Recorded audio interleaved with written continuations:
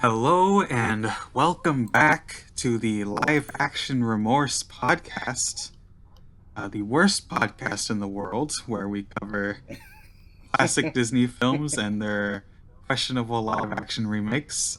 I am Nikki, I am Roxana. and we're back. It's been a while Yes, for us since we did Maleficent. yes, because I take too much time to edit. I will freely admit that on the air. You're under oath. You know that you're under oath for this podcast, right? I'm under oath. You can go to jail. Yes. I can go to jail. I'm gonna go to jail for the Disney live action remakes. That's what's gonna happen. Well, some people need to go to jail who were involved in these, but it's not us. Yes. In the time since we last recorded, another one of these just got plopped out into the universe. Yes. Another work that seems to misunderstand fundamentally the original work, but we'll get to that. But I just want to note, at the time of recording, I believe this one is still in theaters and is a tremendous financial success, even as the director keeps consistently shooting his own foot about the meaning of the original movie and his adaptation of it. Yeah. So that's been interesting to see. We were talking about early on how quickly they were coming out. We got Mufasa and then Snow White and now Lilo and Stitch. There's none Yes. there's none left for this year. Thank God. Yeah, I think, yeah. Okay, so we might have a chance to catch up a little bit here. Yeah, the next one is Moana, which isn't for like another year from now. It's June as we're recording Yes. this, and I think it's June or July next year they want it out. Yeah, so, and that's only emerging out into the world because of the infinite ego of Dwayne Johnson, but that's neither here nor there. Maybe they gotta get Dwayne Johnson on Hercules so it can actually get finished. Whose ego is worse, Dwayne Johnson's or Joe and Anthony Russo's? I'm gonna say Johnson, because they both made superhero movies, but you can see the ego in the actual work of Black Adam more than you can see it in any of their Avengers movies. Ah, true. Yes, Black Adam, the superhero film to feature the phrase superhero industrial complex, and not realizing how revealing that is to both the work and the surrounding cultural context that led us to that point. The hierarchy of the Fun Moana times. universe is about to change. Oh. Oh my god. But anyways, doubling back to our current standing within our coverage of the Disney live action remakes, today we are covering Cinderella, both the 1951, I believe it's 1951, and 2015 films. Yes. But as a little bit of a surprise, in addition to the podcast, we also decided to watch the direct-to-DVD sequels to the original Cinderella. That we did. Which came out quite some time later. Yes, the original Cinderella is 1950, and Cinderella 2, Dreams Come True, is 2002, or My Name is Scooby-Doo, and Cinderella 3 is 07. And then the Kenneth Branagh remake is 2015. So we're covering Yes. a wide berth of movies in this episode. We're only going to be able to do I think we're going to do a four-parter again for both Aladdin and Beauty and the Beast, because those both were trilogies with their Toon Disney sequels. Yes, they were. We had a conversation, and I believe the first episode, where I basically said that the live-action remakes were kind of the modern equivalent of the direct-to-DVD sequels. Yes. And that part of their Yes. purpose is to keep the brand alive, keep it in people's Yes, minds. brand refreshment. Brand refreshment. Yes. Yes, that's what you said. And up when we were getting ready for this episode, I said, you know what? I think I want to watch these straight to DVD sequels because I want to see how I want to compare how they've refreshed the brand in the late '90s and early 2000s. And for some reason, you Yes. agreed to do them all with me. So that's going to be an interesting I part thought it of would be the interesting. journey. Yes. I thought it would make things a little more spicy. We'll do these in release order. Um, but before we even get to the 1950 Cinderella, once again, you read the fairy tale version. Which version of Cinderella did you read for this episode? Once again, I returned to one of the fairy books cataloged by Leonora Blanche Allen and Andrew Lang. Hmm. I read I can't remember the specific title of it at the moment, but it was the version of Cinderella, the specific telling, translated from Charles Perrault's, which was the version of the tale that was adapted for the original 1950 film. Cendrillon ou la petite pantoufle de verre, Yes. which is, I think, Cinderella or the little glass slipper. Yes, that was the one. That was the title. And it seems to have proven at least a little bit more relevant to what we're going to talk about today, which like it seems to be more relevant to the films that we watched than when I read Sleeping Beauty for our Maleficent watch. That's good. So, as we get into that, I will bring that into the fold. I've also been made aware. I was made aware pretty late that the 1950 film was not the first time that Walt Disney had actually adapted Cinderella. Oh. He adapted it as a short film earlier in his career. And so technically, the Kenneth Branagh film is a revisitation of a revisitation. Goddamn. Which is quite interesting. Things start to get a little dense when you double back to the inception of certain projects. And I didn't watch that. I didn't want to. I was Cinderella'd out by the time I learned about this, but it is worth noting that he had visited this material in the past before doing it once again for the 1950 film. That's interesting. He had also done Alice in Wonderland stuff before he did Alice in Wonderland. So it's right. Yes. I guess he kept a couple things in his back pocket that he wanted to get back to. There were a lot of tales that he was interested in adapting, even if he didn't get around to them. Like he wanted to do the Snow Queen and the Little Mermaid in his lifetime and just never really got around to it, presumably in part because of the bombing of Sleeping Beauty, as we mentioned when we covered Maleficent.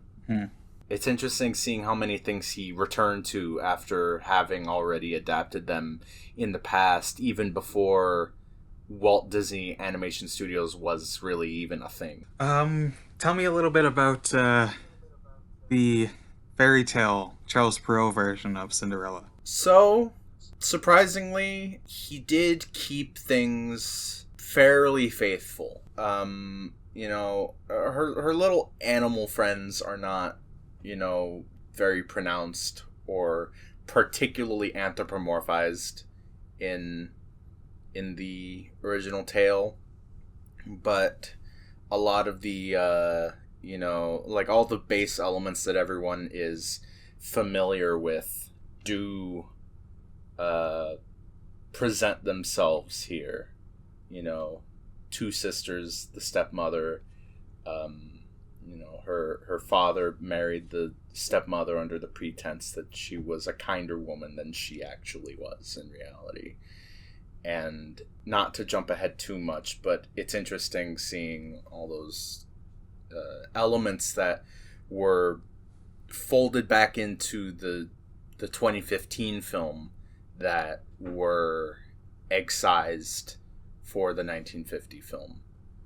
And one of these elements that people tend to believe has been excised from the original, quote, original tale is a sequence wherein one of the sisters has her toe cut off so that it can fit the glass slipper. But here's a little fun fact for you. The version of the fairy tale that was being adapted for the 1950 film, specifically Charles Perrault's telling of Cinderella, never featured this sequence in any capacity whatsoever. And when people often invoke that specific event occurring, they are referring to the Brothers Grimm telling of the tale, which is not what was adapted for the 1950 film.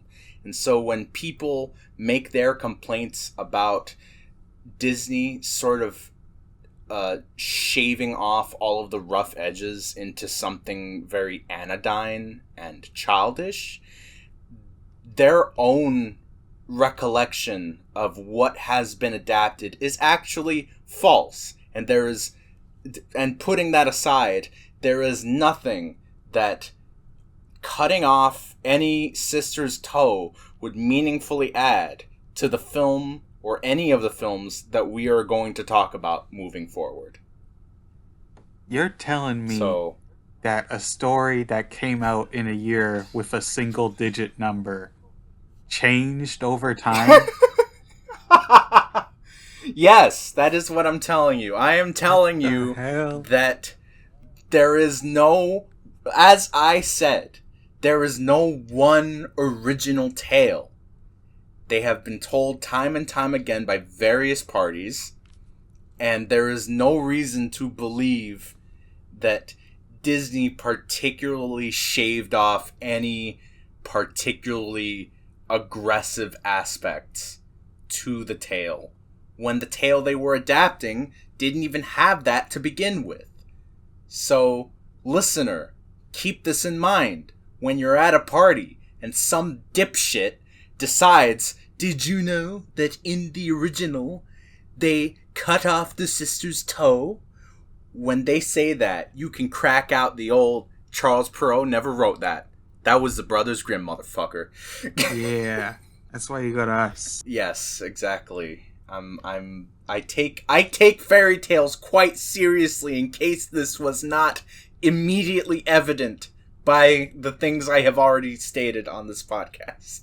It's a road to nowhere, and only seems to indicate a disdain for fairy tales through proud ignorance, and I'm not having it.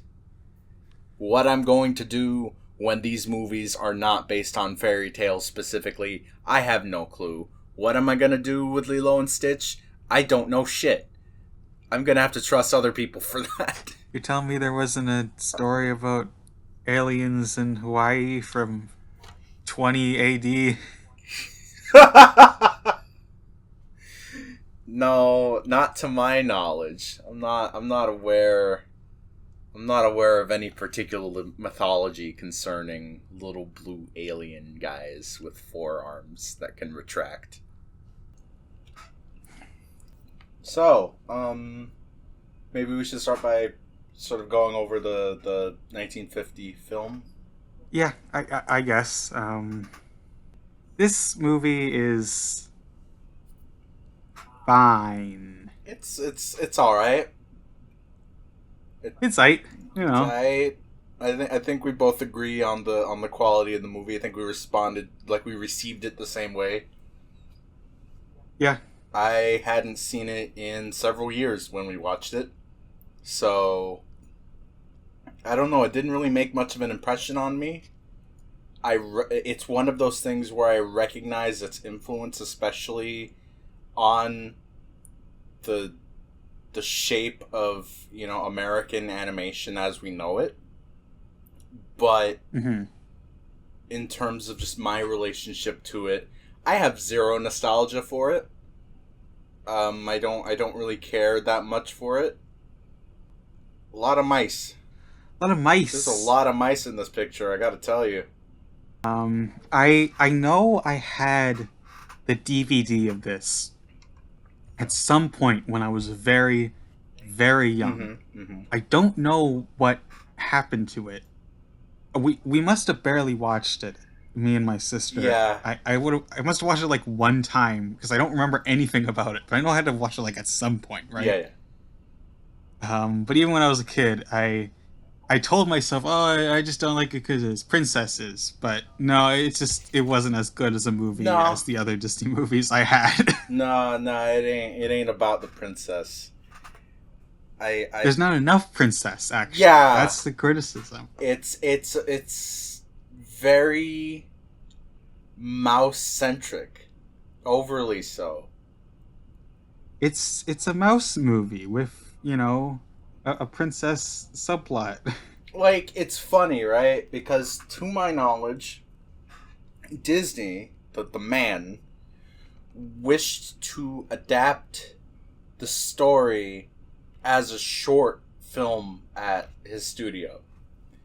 And then he was like, oh, this is too complicated for me to make into a short. I'll expand it into a feature. The movie's an hour and 17 minutes long, and so much of it is dedicated to her little mouse friends. And it's like, well, now I'm wondering why you couldn't possibly conceive it as a short film if you needed this much padding to make it into a feature, which is really strange to me. I don't get it. Yeah, this could have been a short, This could absolutely. have been an I email. don't know why he felt he needed. This could have been an email, Disney. What the hell? I This could have been a Disney Plus original. no. Yeah, I don't get it. I don't get where he was at, and I don't understand the structuring of the thing.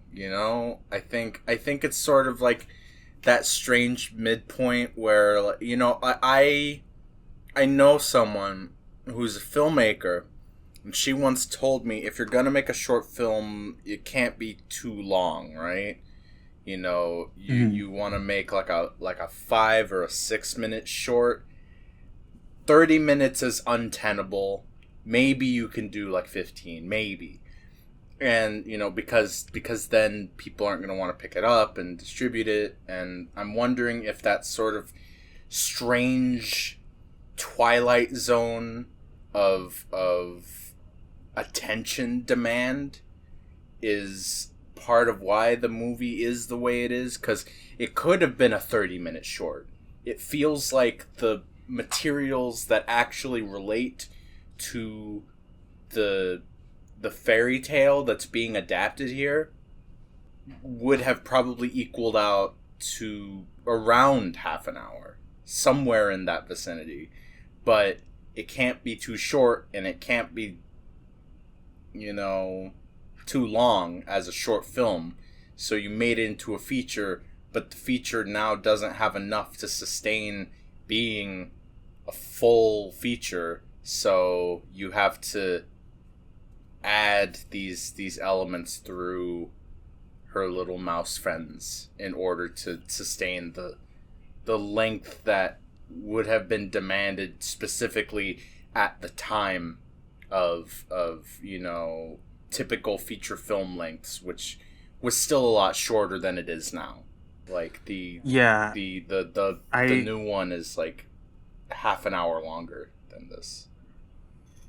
oh yeah, the new one. All of the all three of the animated trilogy are 74 minutes exactly for some That reason. is Um, so strange. I don't it's so understand. strange. By the third movie, I'm like, okay, you're doing it on purpose, but why? The symbolism. There's a symbolism in 117. 117. There has to be a key in here. Half-Life 3 is going to come out. Oh my god. Anastasia will be in Half-Life Oh 3. my god! Um, I think you could have done. Disney has that movie Ichabod and Mr. Toad, which is like Mm-hmm. two long short films together. Yes. And you could have done that with Cinderella. And I was like, oh, why didn't they do Cinderella? I feel like it would be weird to put this beside something. I feel like Cinderella, when this movie does work, it works very Yeah. well. And I feel like it would be a disservice to put it beside something on like you have to share the movie. Yeah. I was thinking about what other Cinderella adaptations I've seen, Mm-hmm. and there are three that I know I've seen other than this. There's the George Melas Cinderella Mm-hmm. from I think like 1908 or something, Yes, I've seen it and too, yes. that's a short film. It's just Cinderella but with more special effects. Yes. I've Very seen cool. Poor Cinderella, which is Cinderella if it was Betty Boop, and that one's has some nice animation. Yes. And I've seen the Looney Tunes Cinderella and the Glass Sriracha, which is Cinderella if it was racist, Oh! and that is also a short. Oh! And none of them I felt like were compromised in any way, Mm-hmm, mm-hmm. And so it feels weird to say a movie that's 74 minutes is too long. I guess we should actually talk about what like materially happens in it, right? Yeah. Um, You go. It is interesting because when you look at the 1950 movie and look at it in relation to the 2015 movie, you get like the first thing just to start, so that because this is going to frame a lot of what we do talk about, because a lot of the base materials are the same. There was a girl who was mistreated by her stepmother and her two daughters, and like their names are Drizella and Anastasia, and in the 1950 movie, there is the elided detail that her father, fell in love with this woman, with Lady Tremaine, who was the stepmother, and then he passed away, leaving her with the wretched side of the family. And yes. and this isn't really gone into with much detail in the 1950 film, and like it's just sort of something that you can assume for yourself. And meanwhile, the 2015 film does take a little more time to establish Cinderella's relationship with her parents, specifically her father, and that's something that is present in the version of the tale that I read, wherein her father, like they do expressly state sort of how Cinderella ended up living with these people at this point. And interestingly, in the description of the fairy tale, the description of the two sisters, one of them, the younger one, is described as being not as horrible as the other one. Like she's noted for being kinder than the other sister, which is relevant to two of the movies that we watched to like before recording this episode. And we're getting deep into the Cinderella lore. We're getting deep into the lore, yes. When I read that, I was very pleased to hear that, because of what we're gonna talk about going forward. But Cinderella, who is initially referred to as Cinder Wench by the sisters and the stepmother, and then that sort of morphs into her being referred to as Cinderella. She has her, like in the 1950 film, she has her little mouse friends whose names escape me at the moment, even though there's Jack, who's the fat one, yeah. and the red one, I'm not gonna look up his name.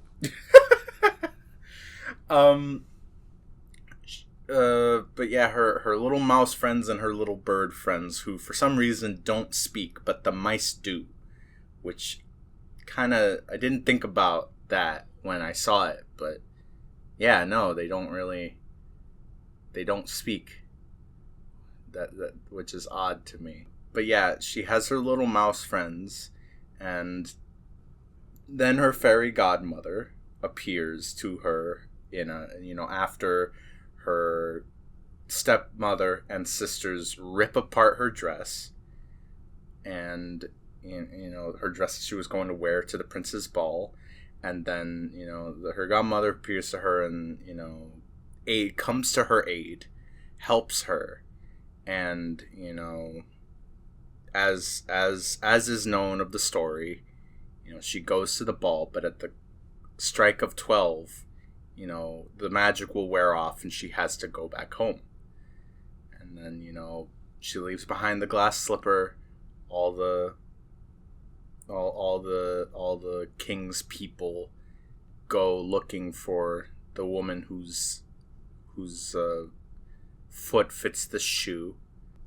It's her shoe, and then happily ever after for a very truncated, if breaking down the plot of the 1950 film, it just kind of shaves off some details of the fairy tale to the barest minimum, like in terms of sheer plot beats, which is part of why there's so much mice in this movie. It's that not a lot happens in terms of the progression of events.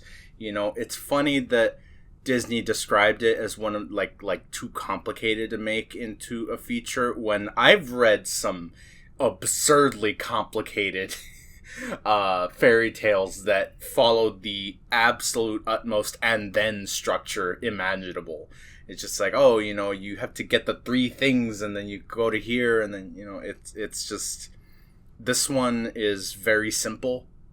It didn't take me very much time to read at all when I read it.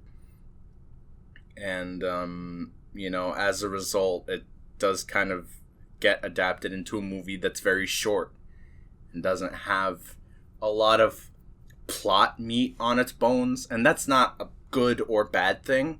It's just worth noting going into the movie, because they really have to stretch that out like taffy in order to really get their money's worth, I suppose. Yeah.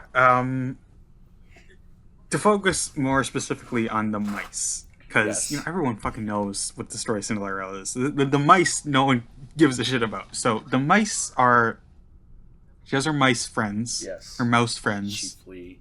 They don't really explain why she can talk to the mice, but it's fine. It's fine. I can accept that she can talk to mice. Seemingly no one else can, which is a little bit strange, but okay, I'll accept it, Mr. Disney. It's fine. You get some extended mice shenanigans in the beginning where she has to protect them from the cat Lucifer, and I have more of a problem when they start having a bearing on the plot. You get that so she wants to go to the ball, right? Yes. But Lady Tremaine says, "Oh, you can only go if you have a dress, and I'm not going to buy you a dress, so you're not going to go."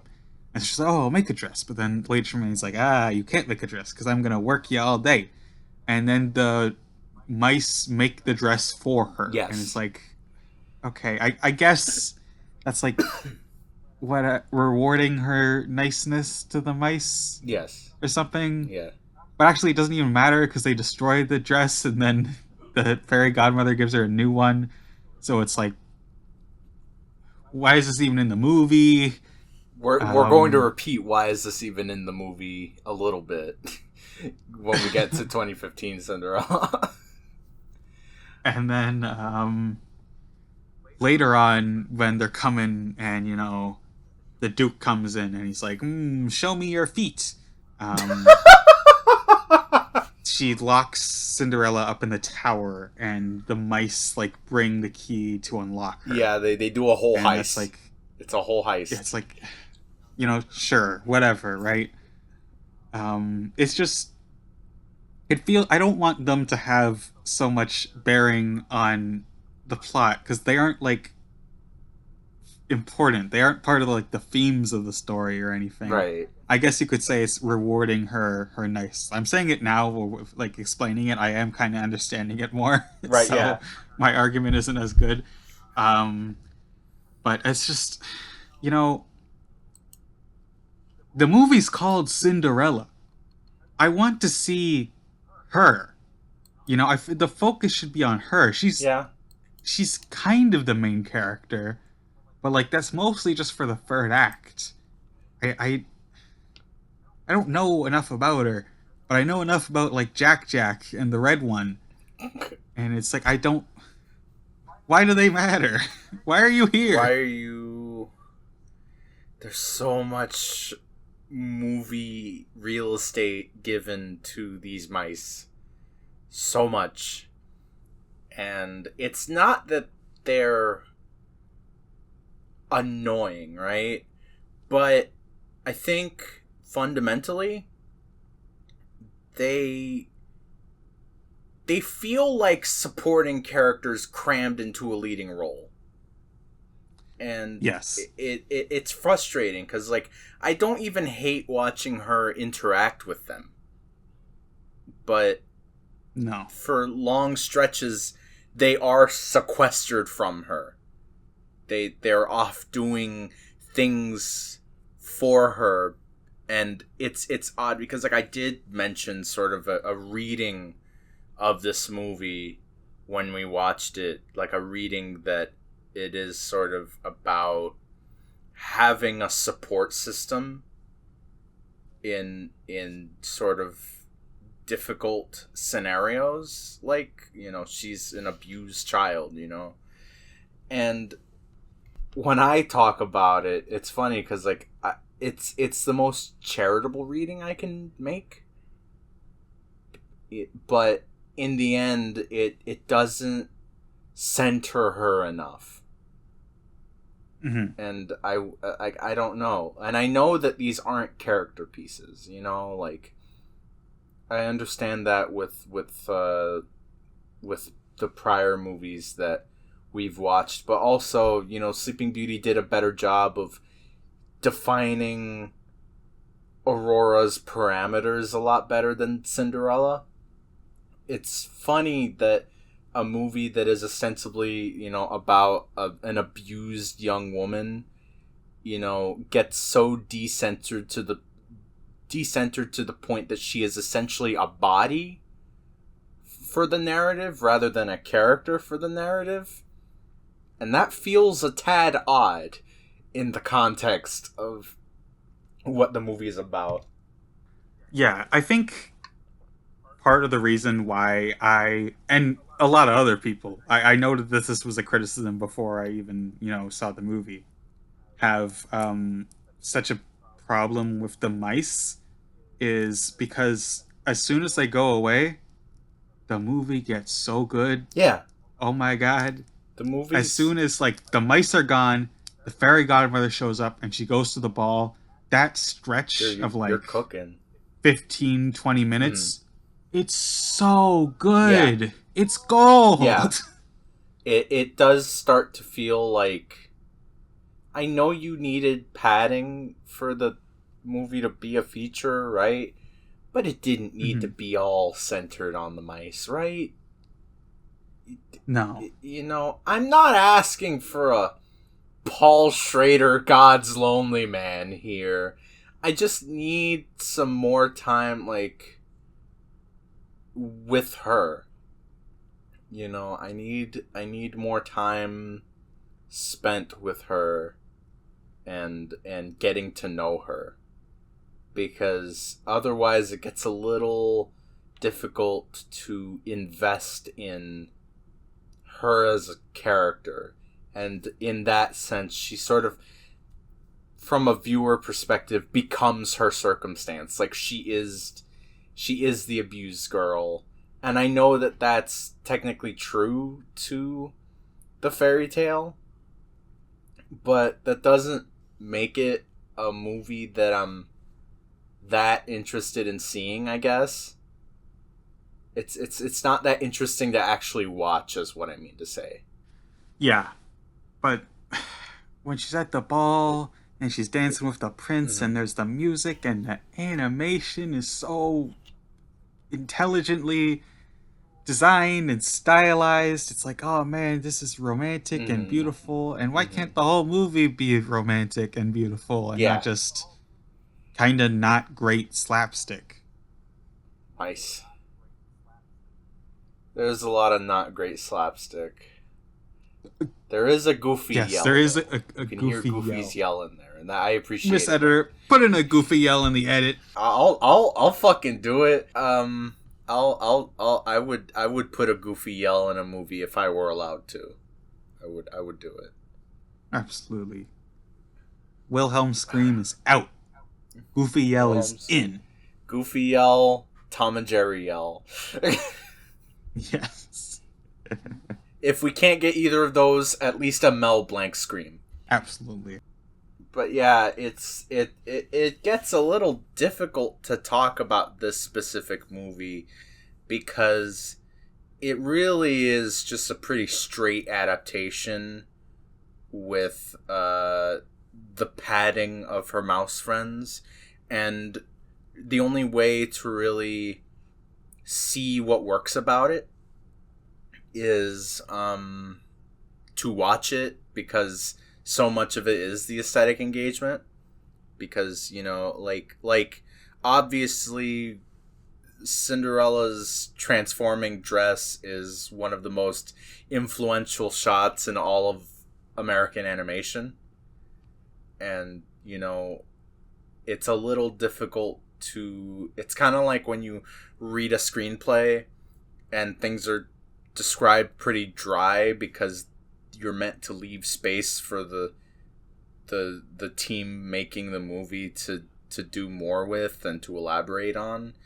And it's kind of like that, where the good of the movie is a little difficult to describe, because you're trying to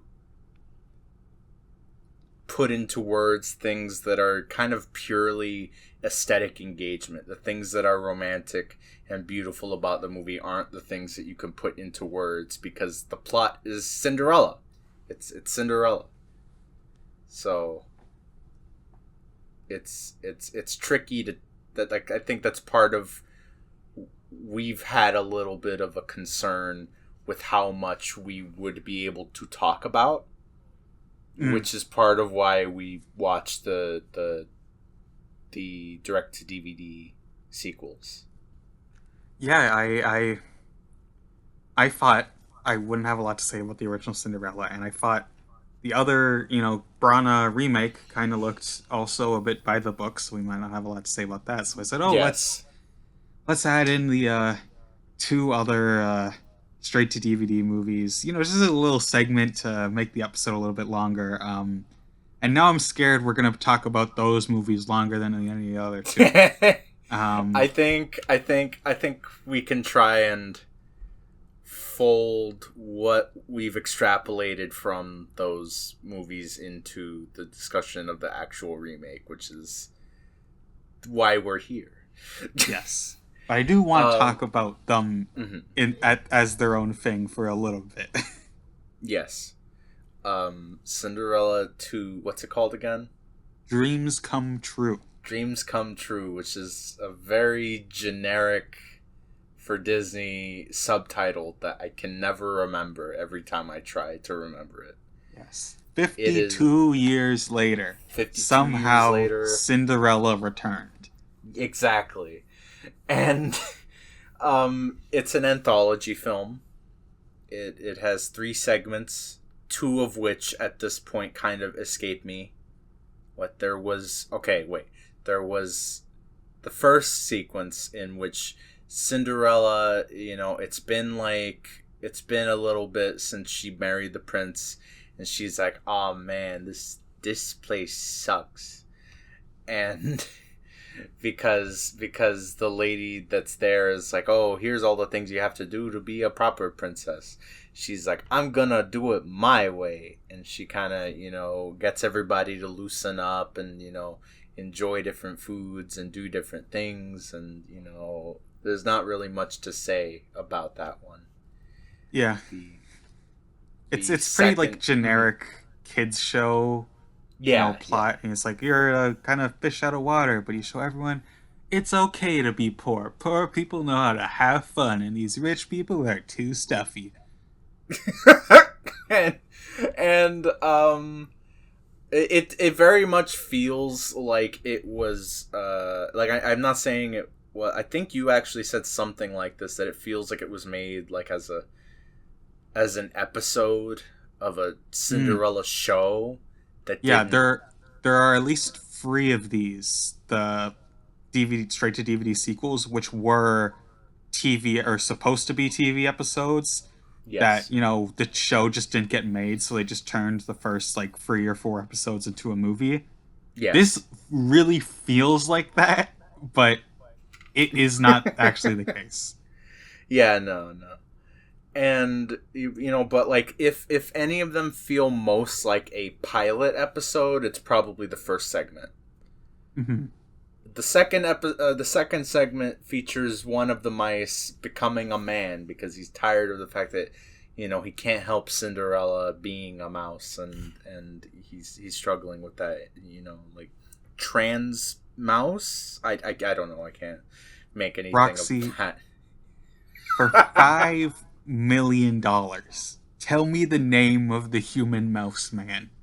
I don't know the name of the human mouse man. I've lost $5 million. Do you for $2.5 million? Do you remember his name as a mouse? No, no, I don't. Oh, god damn it! He could have been so rich. I could have made so much money off this thing. Ironically, I do remember his name as a human mouse man was Hugh. Human, Yeah, because he was trying to say I'm human, but he got cut off, so he just said I'm Hugh. He got cut off by the Duke, who would not let him get a word in edgewise, and I hate watching that in anything. Yeah, but the Duke was trying to ethnically profile him, so it was okay. Jesus. But yeah, the mouse sees him get turned into a man. Not the mouse. The cat sees him get turned into a mouse. To a man by the fairy godmother, and the cat's like, well, that's still like the cat's real bioessentialist. The cat's real turfy. So the cat's like, that's not a man. That's several mice in a trench coat. Yeah, the moral of this one is very strangely communicated, because it's like, oh, be careful what you should appreciate what you have. What Don't you have grass and is what always you are. greener on the other side. Yeah. Like they demonstrate that by like, oh no, I'm too big to fit in the mouse hole to escape the cat, and it's like, dude, you don't need to escape the cat anymore. You're a really man. Don't. That's a whole man. You're a whole man. You're a whole man, and there's no reason for any of this. Why is this cat even here? I don't get it. Why doesn't he just kick the cat? Nobody would begrudge him for being like, hey, this cat's attacking me. Can someone do something about this? I'm not saying to kill the cat, but get rid of the cat. It's terrible. I don't understand the moral of this. It's a real... though, to be fair, that is true to a decent amount of fairy tales, where I will read them and wonder, what the fuck did that mean? I'll never know. Because nobody knows. Because they were just kind of... Some of them were just sort of noise for children to sleep to. Yeah, and he's like, So oh, yeah. I now that I'm a human, I can't date my mouse girlfriend. Oh, I hate being a human. And it's like, yeah, man, your humans aren't allowed to date mice. I found No. that out the hard way. It's you just gotta accept it. I'm still living. I'm enjoying my life. I find human people to date. Okay, they're fine. What was the mouse's name, Nikki? He had a red shirt.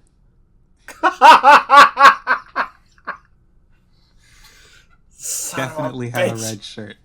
Son of a bitch. But yeah, strange segment and kind of goes nowhere, and I don't get it. And you know, he ultimately uses he becomes a mouse again and scares a rampaging elephant into submission. Couldn't do that if you were human. Bet you Couldn't do want to be that a if you were mouse human. now. Look at I how won't be a useful it mouse. is for all the rampaging elephants in the French countryside.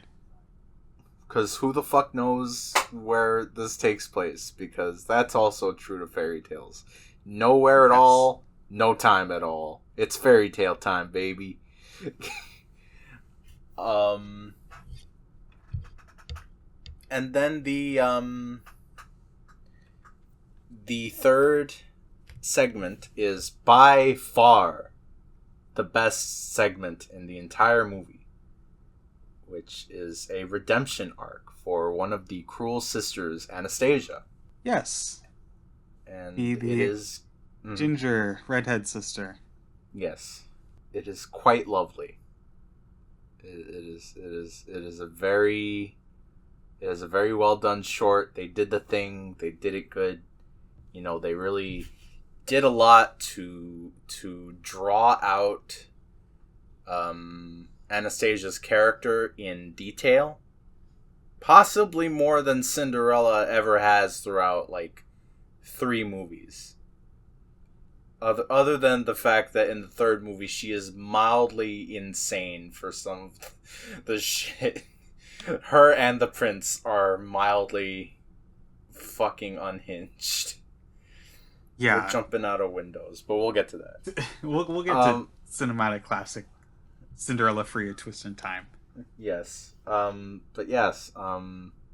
Anastasia's lonely and considered to be ugly, and she just wants to be loved and to love another, and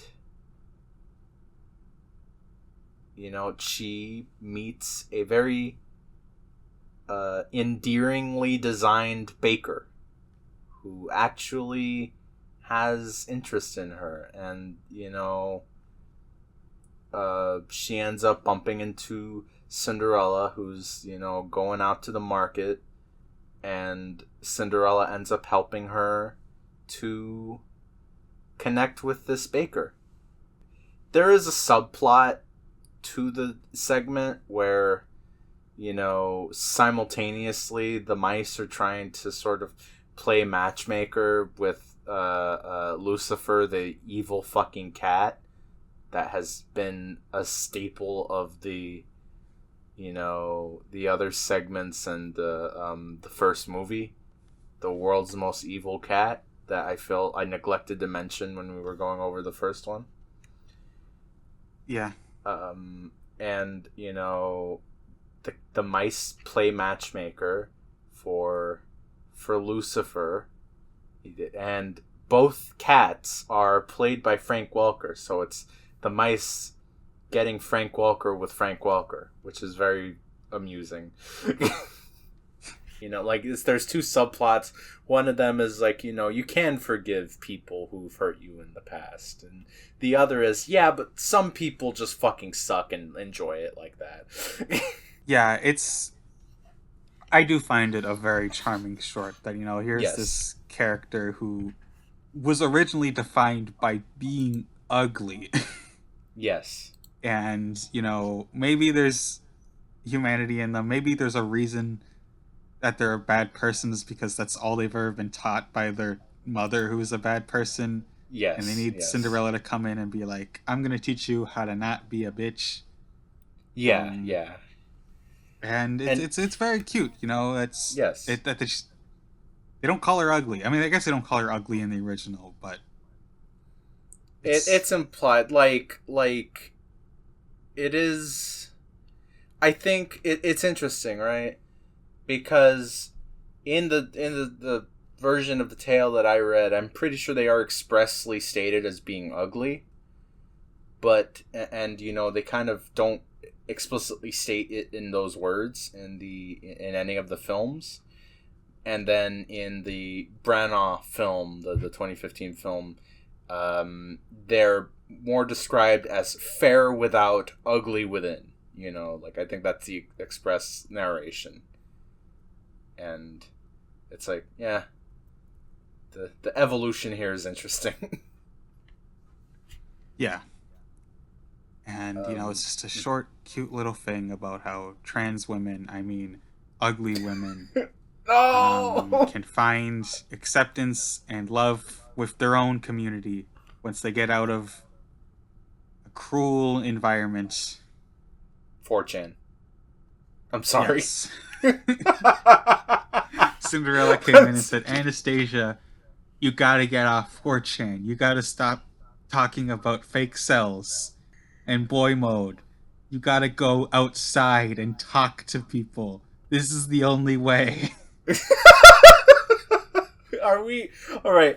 You can't Are we irony gonna? post your way out of it. You need to go be a real person. Oh, it's so it kills me. Are we just sticking with Anastasia trans queen? Yes, because I felt seen by the third True. segment in Cinderella 2 Dreams Come True 2002. That is more than understandable. And then there is Cinderella 3, A Twist in Time, which is it gets a little fucky with time travel. So this is a midquel, sort of. It's kind of a Yes. midquel. Then it becomes So, kind of a prequel. yeah, okay. We start like a year after the original Cinderella. Yes. And Anastasia is kind of a jerk again. And so most people are just like, oh, they just undid her character development from the second movie. We interpreted it as a midquel. I Yes. don't honestly, genuinely, no fucking idea if that was the intention. Probably not. But if we just pretend that this is her, beginning to open up and be like, maybe Cinderella isn't actually a bad person, and I've just Mm. been told that a million times, and Mm-hmm. maybe I should care about other people. Mm-hmm. Because it's interesting that she learns that lesson, and the other stepsister never learns that lesson in either of these movies. Yeah, She no, stays evil the whole time. she's just a fucking asshole. Yeah, so you start a year after the original Cinderella, and then Uh-huh. Anastasia steals the fairy godmother's magic wand Yeah, and because the goes fairy back in godmother's time to the first Thanksgiving to get turkey off the menu. And by that I mean she goes back to the end of the original Cinderella, Yes. uses magic on her foot to make it fit in the slipper, and then uses a hypnosis spell on the prince to make him think that they danced that night before. Yes. It's a They little do a high concept for Cinderella free. a twist in time. it's I, it's great because it like the premise could actually function as a movie separate from um the original Cinderella movie. Like you could just start with, and here's the story of Cinderella, but what if they did this? And it could still function as its own piece, and that's neat. yes. Fairy godmother fucking slipping with her magic wand. It's a very fun movie. It is definitely. I don't I don't want to say that it's the best of the trilogy because that feels rude to the eternal classic Cinderella one, but honestly, this is the best of the trilogy. This is the best one. This is the best one. It's the best, most efficient usage of its hour and 17 minutes, which all of these movies in this trilogy are for some reason. It works. It does everything that it sets out to do. It hits its tonal marks well. There is actually a much stronger distribution of mouse to human, which is neat, and it makes me enjoy the mice a little more than I did initially because there is not too much of them, and they are supporting roles as they should have been to begin with. Mm-hmm. And it makes me enjoy, like not enjoy, but it makes me appreciate the original movie a little more than I did when I just watched the original. So that's neat. Yeah, there's a concerted effort to give more personality to a lot of the characters. Yes. You get a hint of that with Cinderella in the second movie, but here she is kind of more cemented as like this confident but kind go-getter. Yes. And the prince, oh my god, don't even get me started on the prince in this movie. The glow-up is immaculate. It's insane. He is a non-character in the original, and he's somehow even less of a character in the second one. In this one, beautiful. He's beautiful. Voiced by Prince Eric's voice actor. Oh. Yes. He is genuinely charming. He's sweet. He's a little bit of a goof. And by God, there is no force in heaven or hell or on earth that will separate him from the woman that he loves. He's crazy. He does a full Captain Blood. He throws himself out of a window when his exit is blocked by his father, and immediately climbs down a trellis, charges off on a horse, sees a boat sailing away. He drives his fucking horse off of a ledge, does a Captain Blood, and rides the sail down with his knife, and gets to Cinderella because he loves her ass. And all of this going off of the word of two mice who were telling him, hey, they did a spell on your ass. So, yes. He's not even totally sure of this, but he knows it in his heart. So he goes for it anyways. He's great. I really enjoy him. Yeah, he gets these mice, they come talk to him and tell him that there's been, a discrepancy in the space-time continuum. You need to fix it. They're trying to brainwash you. And he thinks, I could be going insane, but my heart doesn't feel anything for Anastasia, which I know I should feel because of what I felt in that magical night. Yes, so, exactly. Then he goes to the docks and he's like, don't get on that plane. And right, it's he also I didn't mean to skip over. Yes, he does jump out the window. It's a great gag. Jump out the window. It is a gift. Yes, I love. Okay, out the window. It's just, at some point the movie just becomes an all-out chase. There's 2 more chase scenes in this movie than there needed to be in Cinderella 3, A Twist in Time. And they both rock. This is a real ass movie. It's a real movie.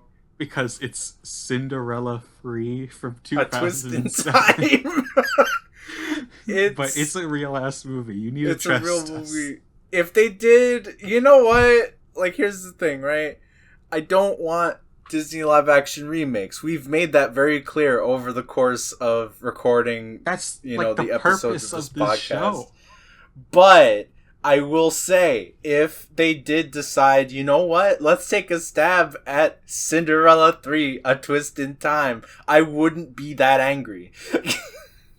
If they did a live action remake of Cinderella 3, A Twist in Time, 2007, I would never get to see it because I would die laughing when I saw the announcement. That's the funny part, right? I wouldn't be angry at the movie being made, but also if that movie gets made, Disney is levels of cooked we've never seen before. So we would know that it was all over. Well, that would be them getting really desperate. But when they're really desperate, they start making good movies. They start making... Do you think Tron happens if they're not desperate? I fucking love Tron. I know your stance on Tron is less intensive than mine, but my stance will be forever beloved Tron. Black Cauldron doesn't exist without the desperation. People don't like that movie. People don't like that movie. But we do get good stuff like The Great Mouse Detective and even The Little Mermaid. Little Mermaid was really on a wing and a prayer, and you can tell that they didn't have as much money at the time of actually making it. We'll get to that in future. But that is also kind of far future. Yes, in 10 years we'll get to that movie. 10 years. But yeah, A Twist in Time is lovely, and they do great stuff with Anastasia, because as you mentioned to me when we saw it, part of this movie partially exists because of the strong reception to the third segment of Cinderella 2, Dreams Come True. Yes. And, you really need to understand the Cinderella multiverse timeline to understand Anastasia's beautiful character arc in the Cinderella trilogy. They go even crazier with this one. She gets disguised as Cinderella, and she could have everything she wants, anything that she wants. Everything that she's ever asked for is in her hands. She's like, this is wrong, because I'm not myself. I'm not me. And I would rather be unhappy as myself than this false happiness dressed up as someone else, who, by the way, is her sister. And that would be oodles of fucked up. There's a reveal where Anastasia comes out disguised as Cinderella, and it's like, wow, that's fucked up. It's oddly horrifying. Yeah. It's by the way, it's framed as horrifying. It's not us being weird. It's like they get that it's like, oh my god, what the hell is going on? It's just like at some point, like I think from like the midpoint on, they start getting into that actual fairy tale style shit. In terms of the way magic works and some of the imagery and, the kind of and then structure, but that is actually very effective. And it's good. It's a real ass movie. I think in the, conversation we're having about brand's revitalization, I think if you're gonna return to this movie, you need to take a different spin on it. And credit to them, in this case, they genuinely did try to do a different spin on this without just, still leaving the story on its own, but saying, well, what if Anastasia was actually felt a little bad about it? That isn't trampling on the original. It's expanding it. Right? Yes. It's a worthwhile expansion. When we were watching it, you mentioned sort of the surreality that people working on the movie must have felt working on it, because a number of them likely owed their entire animation career to, among, the other films in the Disney filmography, like in the Disney canon, owed a lot to the original Cinderella, and now they get to work on a Cinderella, but it's a direct-to-DVD movie, and they have a lot less money, and, it's like, but you know what? This movie does feel like it was made by people who do love that movie. Yes. More than us. More than we do, and as a result, we end up getting a movie that we feel is better than the original. Yeah. It's a really, I do think it is kind of a beautiful thing. A movie like this doesn't become this good if it isn't born of some degree of love or passion for the material that you're working with. And, it is a good movie. It just functions, and it's sweet, and it's mildly terrifying, which is some much needed sauce that the 1950 film doesn't really have. I think that's part of the problem. It's not scary enough. We had a good time with it, and as I mentioned, in the original tale, one of the sisters was more kind than the other. So this is an example of them actually going and reaching into the version of the tale that was adapted and folding it into the direct-to-DVD films, which I really do appreciate, genuinely. Like, it's not just an example of, oh, it's more faithful to the tale, so I like it more. It's just more, no, this actually gives the following movies some needed dimension and breadth that they didn't have before. And I really, I'm really glad that they made that decision, because Anastasia, my beloved, she's the key to everything. She's the key to everything. She's the heart here, and I love her genuinely. She's, trying to unlearn terrible things that she was taught, and honestly is adorable. And she's kind of a dumbass, but that's okay. she's doing it. She's learning. She's learning. She's not perfect. Leave her alone. Leave her alone.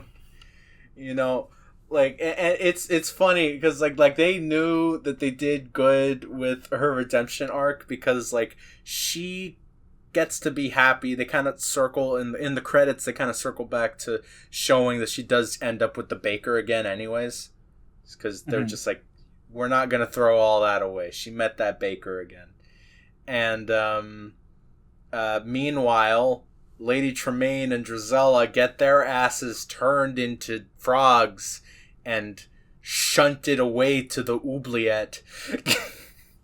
Now, you may be thinking, if this is a midquel and they get turned into frogs at the end, how does that work? And this is where I introduce the Cinderella clone theory. Wait, no, actually, I just... Wait, so... Wait, I just remembered, because there would be two Lady Tremaines walking around at the same time. Yeah. So, would Universe B Tremaine find timeline A Tremaine turn into a frog, and not realize that it's herself from another timeline and kill the frog? That's fucked up. That is a thing that would happen in an old fairy tale. It's funny. It's never made entirely clear how the time travel mechanics work, because it's not that kind of movie, kid. It's never made entirely clear if their physical bodies are being moved to the past, or if it's just like their minds that go back to the past.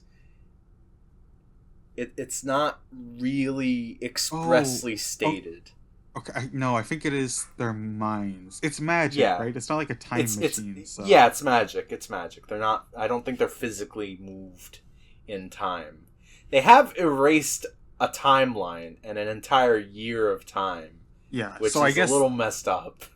there is a Cinderella clone theory. Maybe those are like the shadow versions or the code versions, The and from code the Kingdom versions. Hearts, which is Got. canon to the Cinderella trilogy. You're never gonna stop getting on my Actually, ass. wait, we talked about remaking Cinderella for A Twist in Time. Oh What if god, where are you instead they going? turned it into a Kingdom Hearts world? But Oh specifically no! number 3. Oh fuck! They could though.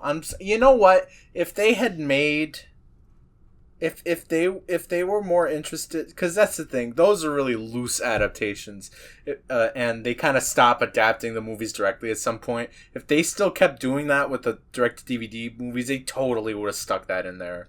It would have happened.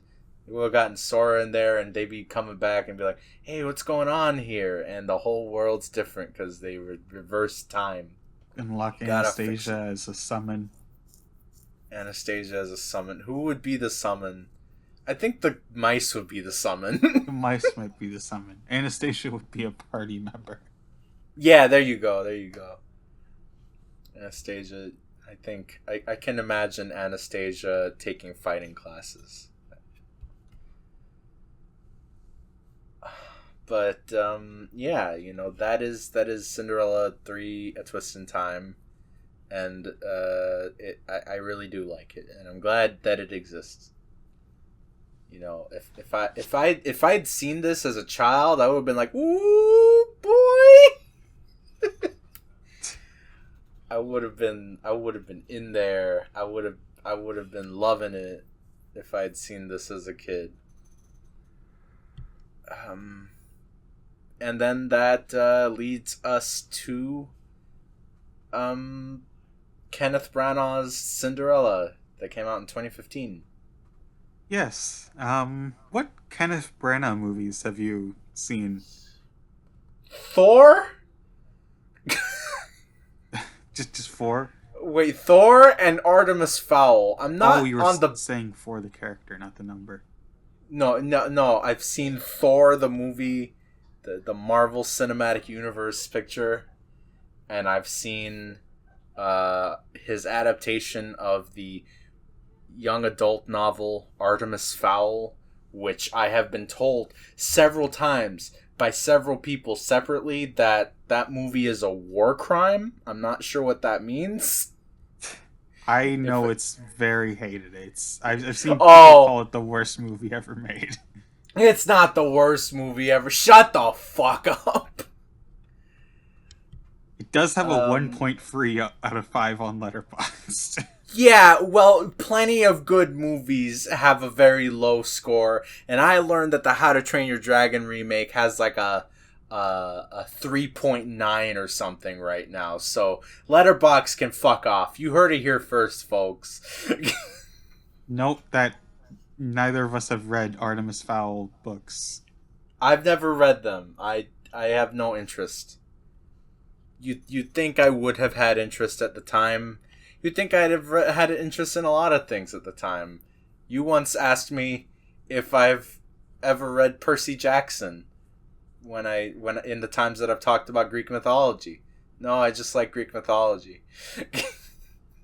um, but yeah, no, I've only seen 2 Kenneth Branagh movies at the moment, to my knowledge.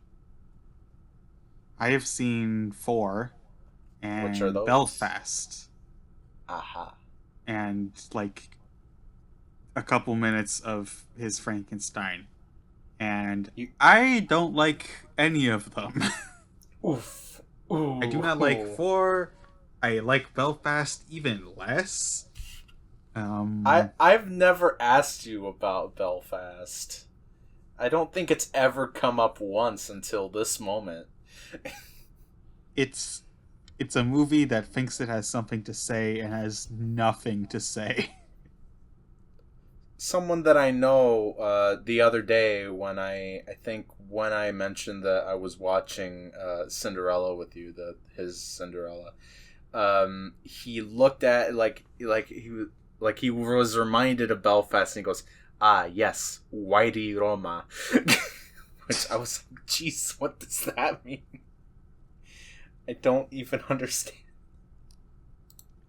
It is a movie about the troubles in Ireland that seems wildly uninterested in the troubles in Ireland. And I figured that I would be don't the get case. the point of the movie. I was kind of interested in seeing it. I might still, but it's not a priority watch. There are better But movies about the subject, and 4 is just fucking boring. I like Thor. That's good. That's our disagreement for that. I think it's great.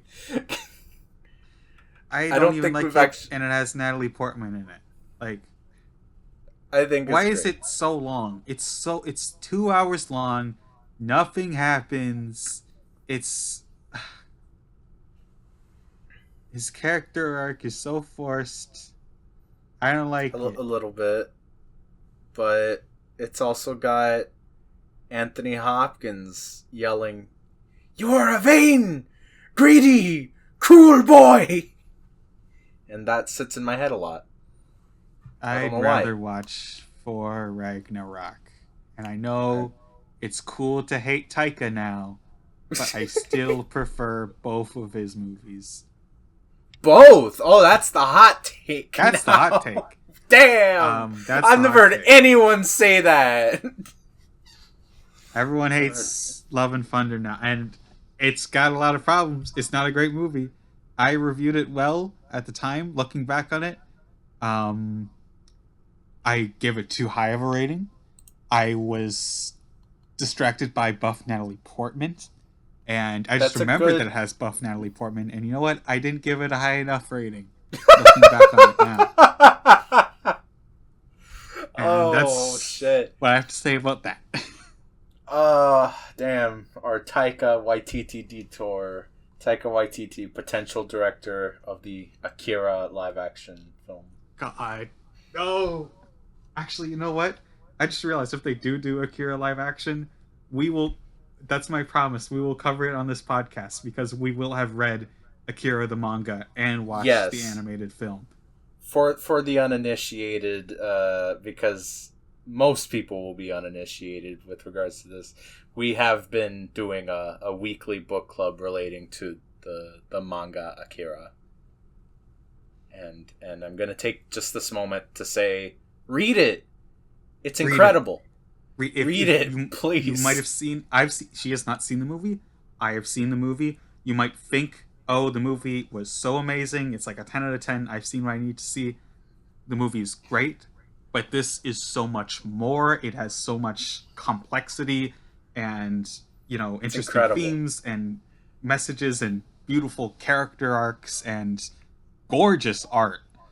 The most And intricately drawn explosions I've ever seen in anything. it's so smart. And every week we read like 6 chapters of it, and we end up talking for more than an hour about it. So It's incredible. it's an incredible manga. I We've just gotten wanted to very off Mhm. track. I know, but I needed to take the moment to recommend Akira. Yes. I've done my service, and now we return to our regularly scheduled program. But yeah, I'm not very familiar with Branagh. I think what I've seen is fine, and like I'm not big on his approach to image making, but I'll say this is a very pretty movie. It's got color, which is more than I can say for some of these going forward. I thought this movie was gorgeous. Yeah. Mhm. So yeah, this is from 2015. Yes. Disney was starting to make a comeback. Frozen was 2 years earlier. They were in a very good spot. Yeah, Marvel was doing really, really well. Marvel at the was time. doing great. Star Wars was 2 years away. Actually, Yes. Star Wars was that year, I think. Yeah, around there. Yeah. And so it was a good time for Disney. So this is our third episode.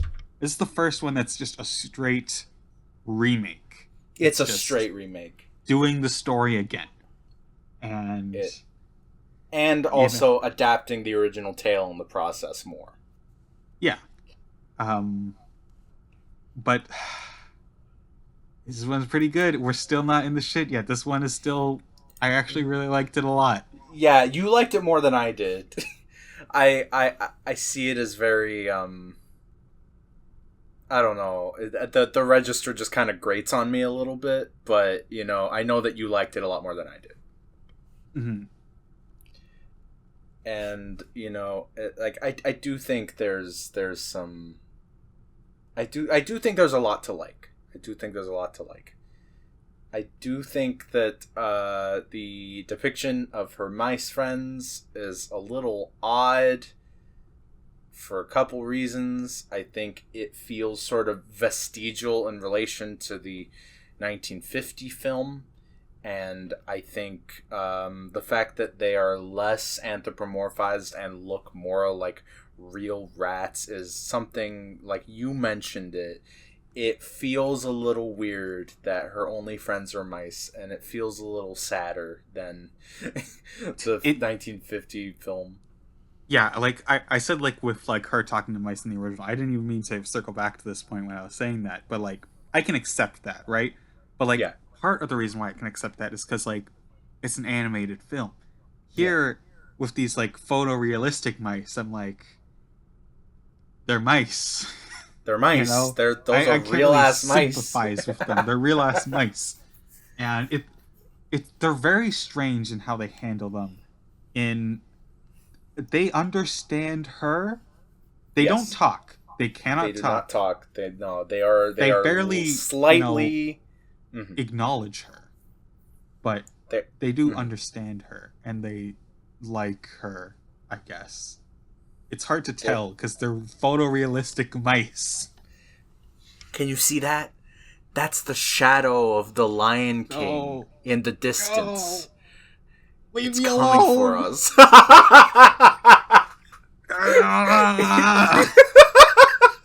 It's in the distance. You can see it. Don't look away. Don't avert your eyes. I can't. I can't look. I'm not strong enough. That episode will be the death of me. That we're gonna struggle. It's gonna be the struggle channel in here when we get there. But yeah, the fact that they are markedly less anthropomorphized than in any of the prior movies, it doesn't really work. It doesn't. I'll just say outright that it doesn't work. And luckily, there is a lot less of them to not work. But when they are present, it is off-putting and more sad in ways that I don't think were intended. In the original, they're like 60% of the movie, like more like 70. Here, they're like 2. Yeah, they're barely in it. It's barely vestigial. in it. And it does make things a little weird because they do start to have to make some edits to the plotting in relation to the 1950 film because they are ultimately the like really important to getting Cinderella out of the situation that she's in the 1950 film. And in here, because they are so much less anthropomorphized, they can't really do that.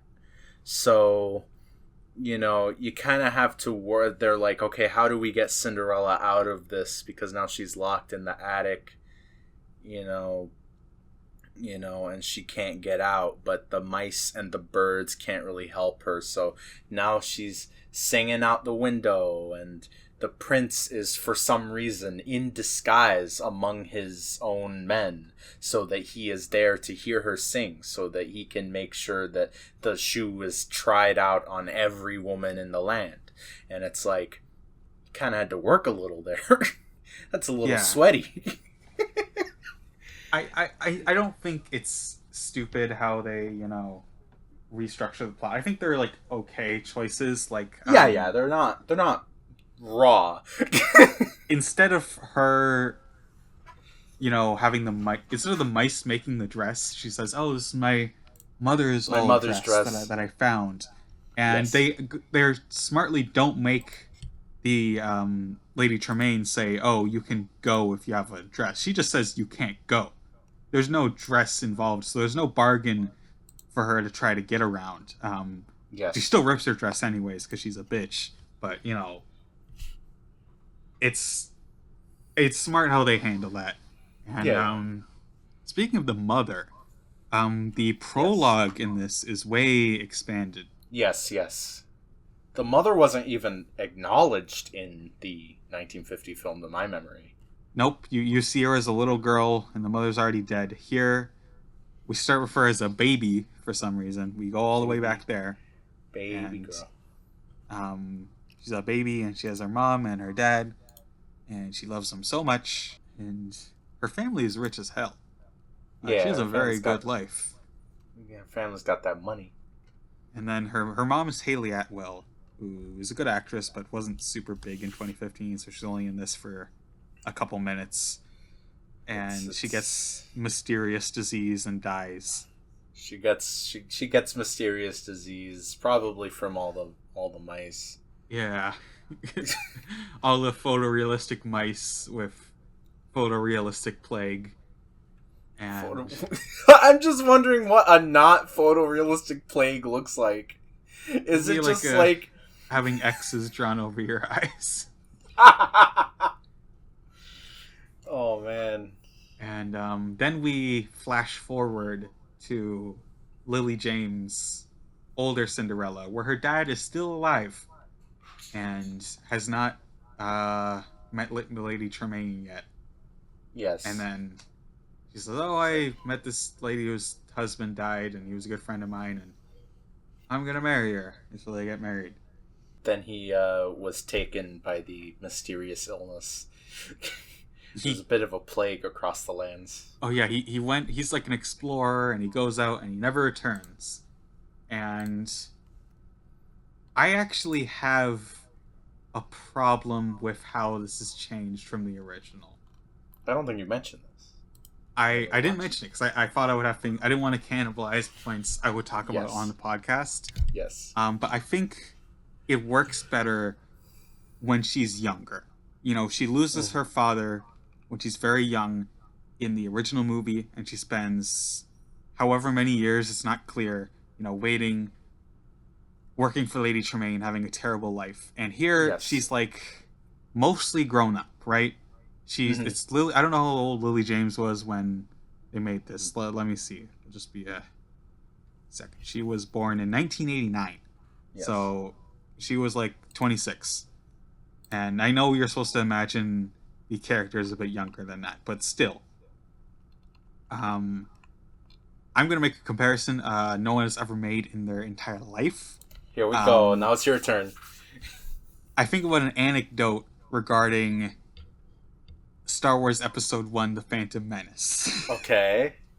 Go on. um, I saw George Lucas talking about Anakin in that movie, and he says, and this is the real thing, that a problem a lot of people have with that movie is that Anakin is too young to do the things he does. He wins the Yes. pod Yes. race, and he goes and he takes down the Separatist ship because he's such a great pilot, and he shoots everything up.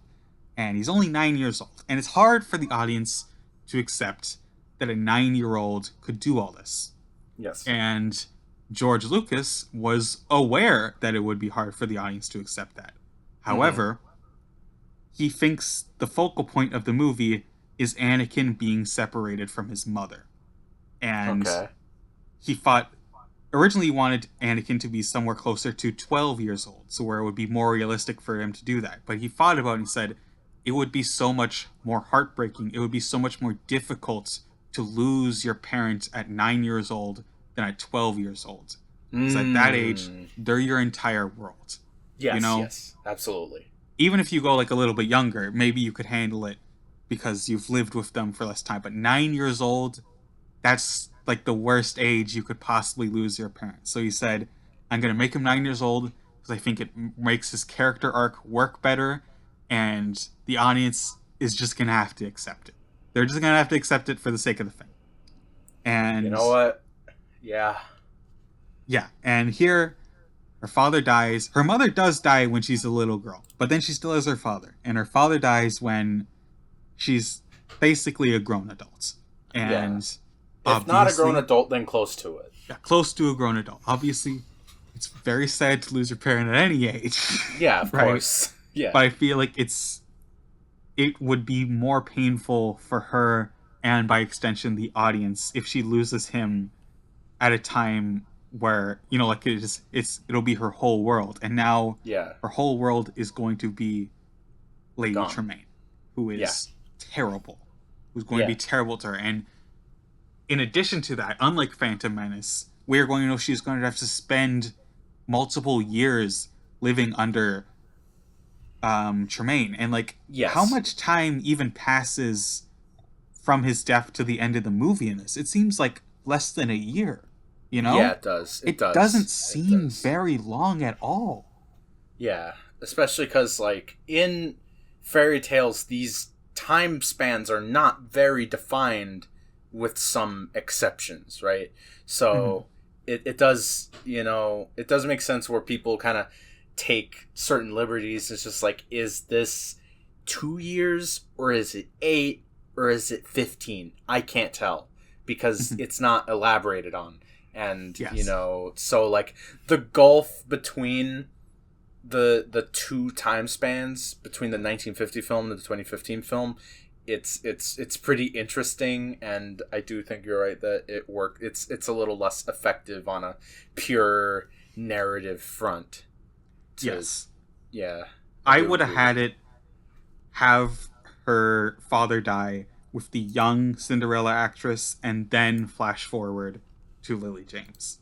Yes, Um, yeah, I'll praise this in that we get way more time to spend with the father. The audience themselves now knows this character, yes, yes. um, which I talk about like, oh, what's more heartbreaking, but like there's no real heartbreak in the original, No, because it's just the status quo that we're introduced to. But I feel like yes, there's an yes, opportunity to introduce that here that they're very close to getting, but they just barely don't. And it's I do appreciate the expanded prologue, hmm, and it makes her later life look more miserable in comparison because how much joy she had early yes, on. yes. But it just irks me a little bit. I feel like you could have made it better. I also think, thinking on what you're saying, I think it's interesting because I also think that sort of thing.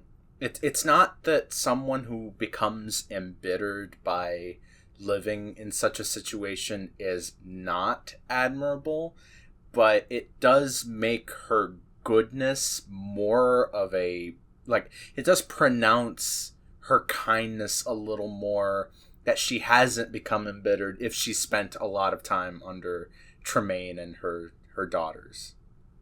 Like, it's not that one wouldn't be allowed to be bitter, but in the context of this specific story and what sort of kindness, kindness and straight up devilry, um Hmm.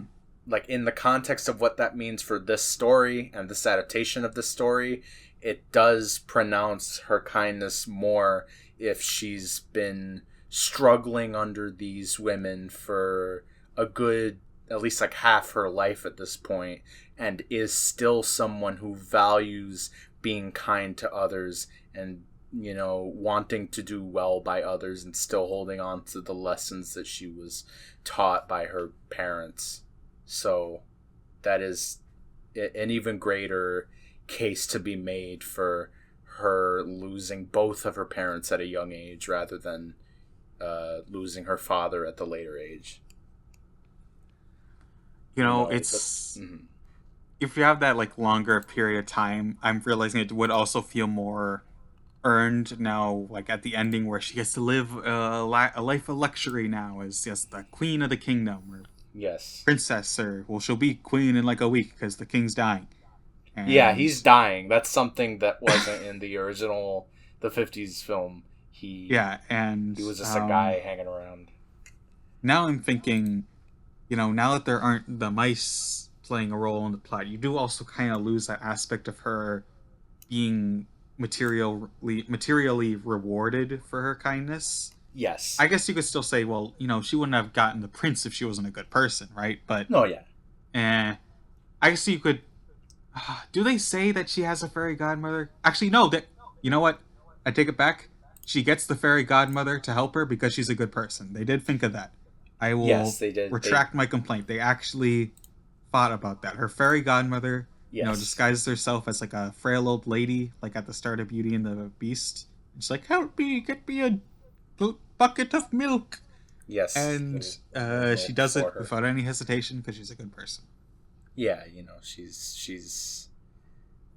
There's some strong adaptational decisions made that do preserve both the spirit of the '50s film and the fairy tale. Though the fairy tale's interesting because like I was reading it, and the fairy godmother is like she's just there. She's just there from the start.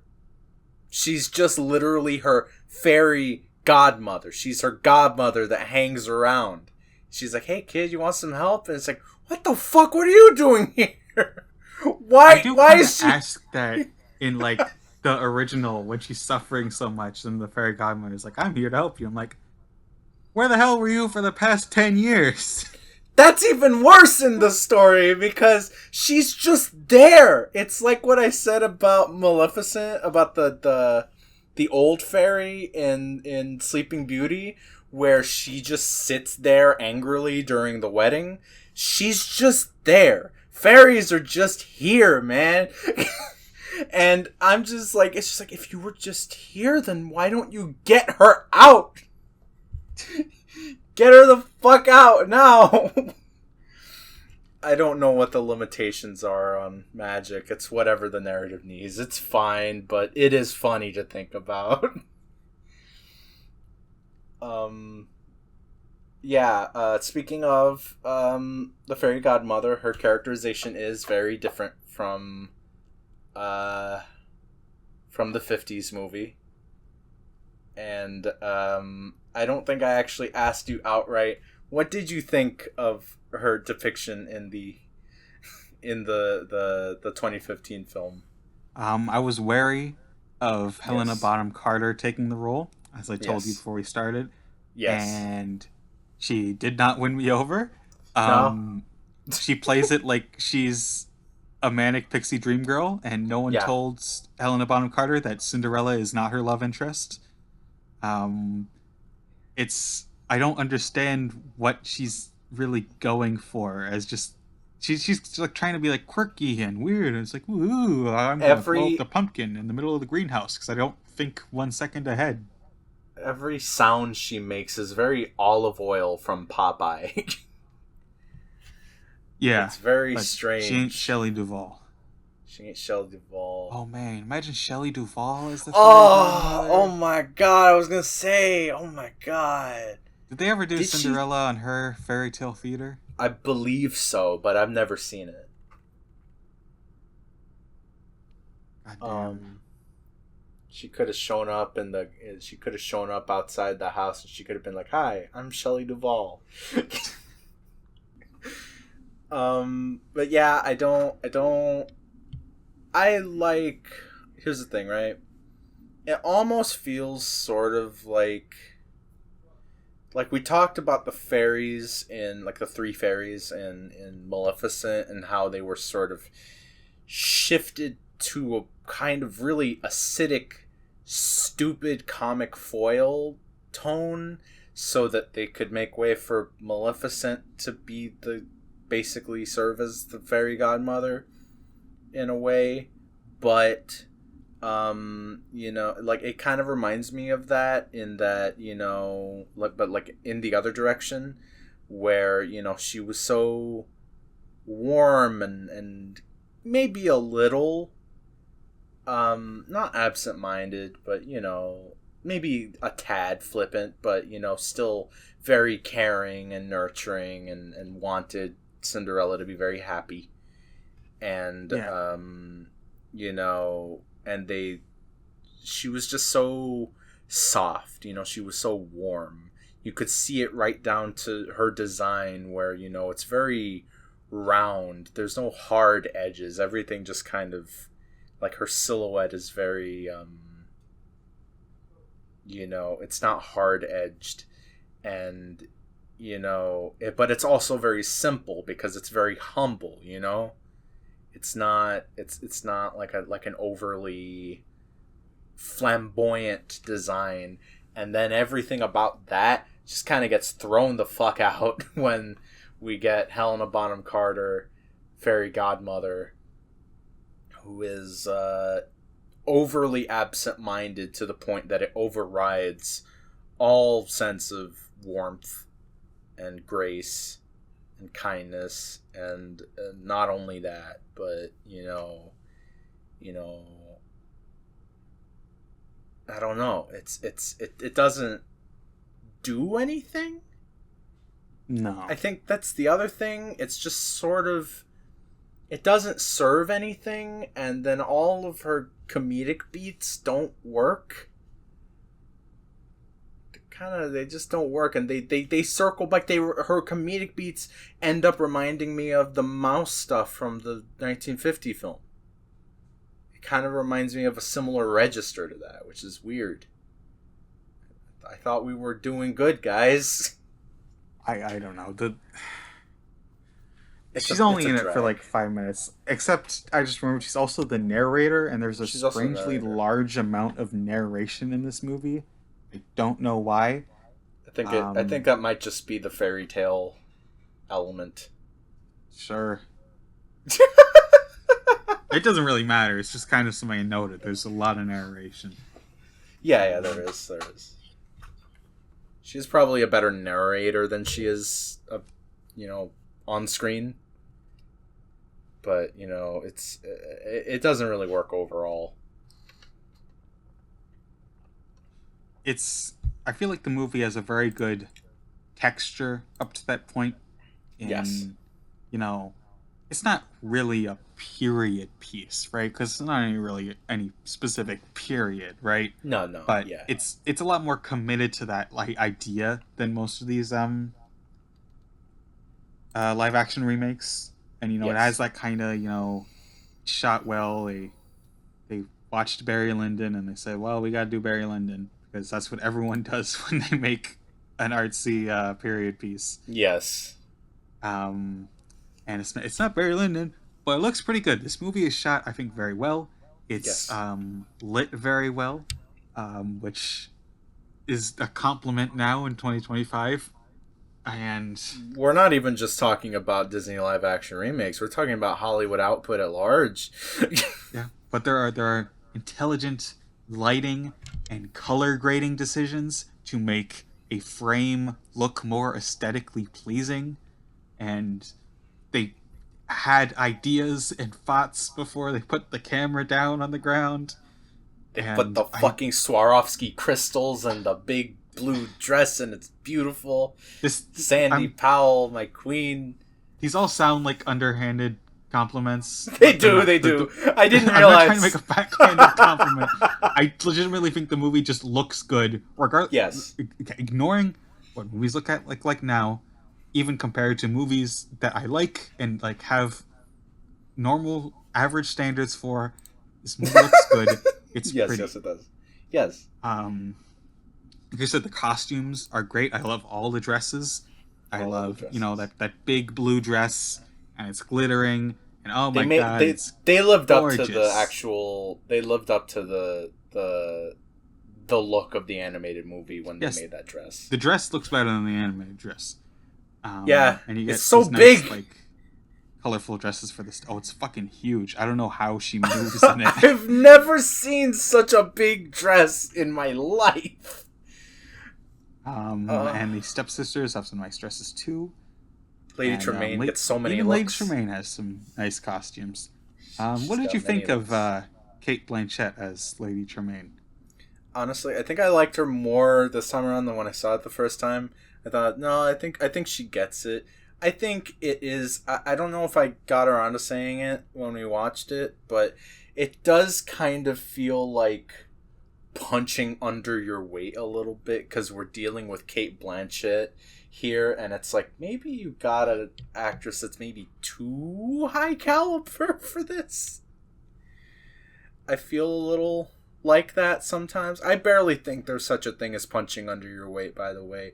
People say that about some, like, say, Spielberg movies, and it's like, no, I don't really think that's a thing, but it does feel sort of odd that Kate Blanchett is here.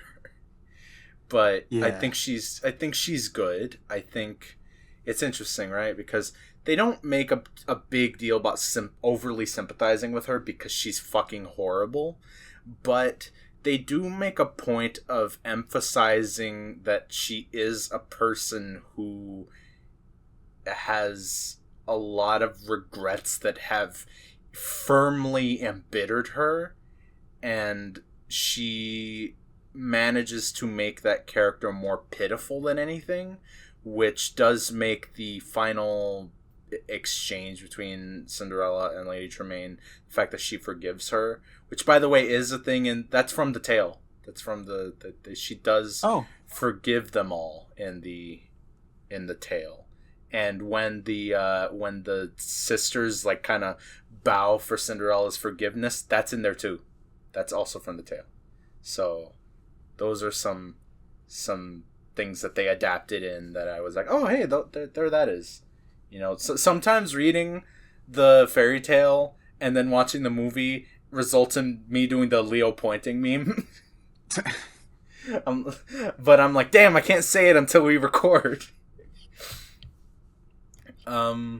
But yeah, I absolutely don't think Blanchett is bad at all. I think she has the appropriate amount of seething hatred, not just hatred but loathing. She communicates the loathing very well, both for herself and everything else. And I think she does a good job at sort of giving that character dimension without sympathizing with her a ton. And you know, I think she's quite good. It's just sort of it's a little jarring when you see Kate Blanchett in all these, you know, very prestigious movies, and then you turn around and she's in Cinderella 2015. yeah. You know, And I think for this is a context. Ragnarok, And Thor Ragnarok, which which we you mentioned. know, and I don't hate her in that because look at her. Look at I her. don't Come I on. don't I don't need to say anything else. What do you think of Um, the mhm. kind of trying to humanize Tremaine a bit more in this? I like it. I think it works for the reasons that I said, where she's just so filled with loathing at herself and her life and everything else, and she's so sort of avaricious and you know, wants for everything, and there is nothing that can fill her, and it makes her feel almost more devilish than the in a way, ironically, which is funny because, you know, Lady Tremaine in the 1950 movie is literally played by Eleanor Audley. That we neglected to mention that Audley's fantastic in that movie. Yes. And I do think that, you know, Blanchett does. I think it's interesting because, you know, she's basically Maleficent in, like, Maleficent before Maleficent in the 1950 movie, and they don't go that way in terms of her overall characterization and design in the 2015 movie. Um, they, you know, she's much more. It's interesting because it's easy to frame this kind of character as especially vain, and she is sort of noticeably vain, but not in ways that are explicitly stated. It does come down to sort of how she's overall designed and what she values, and I think that's a nice bit of subtlety in relation to the movie that this is, which is Cinderella 2015. And I don't know. I do like Lady Tremaine in this movie overall. I like her characterization. I like I like watching her just sort of revel, like watching Blanchett kind of revel in the seething loathing, and really making it. I think this really makes it hit, like, sink in how much she fucking hates Cinderella. I She just despises her ass. Kate Blanchett is one of my favorite actors of all time, right? Yes, yes. She's so good.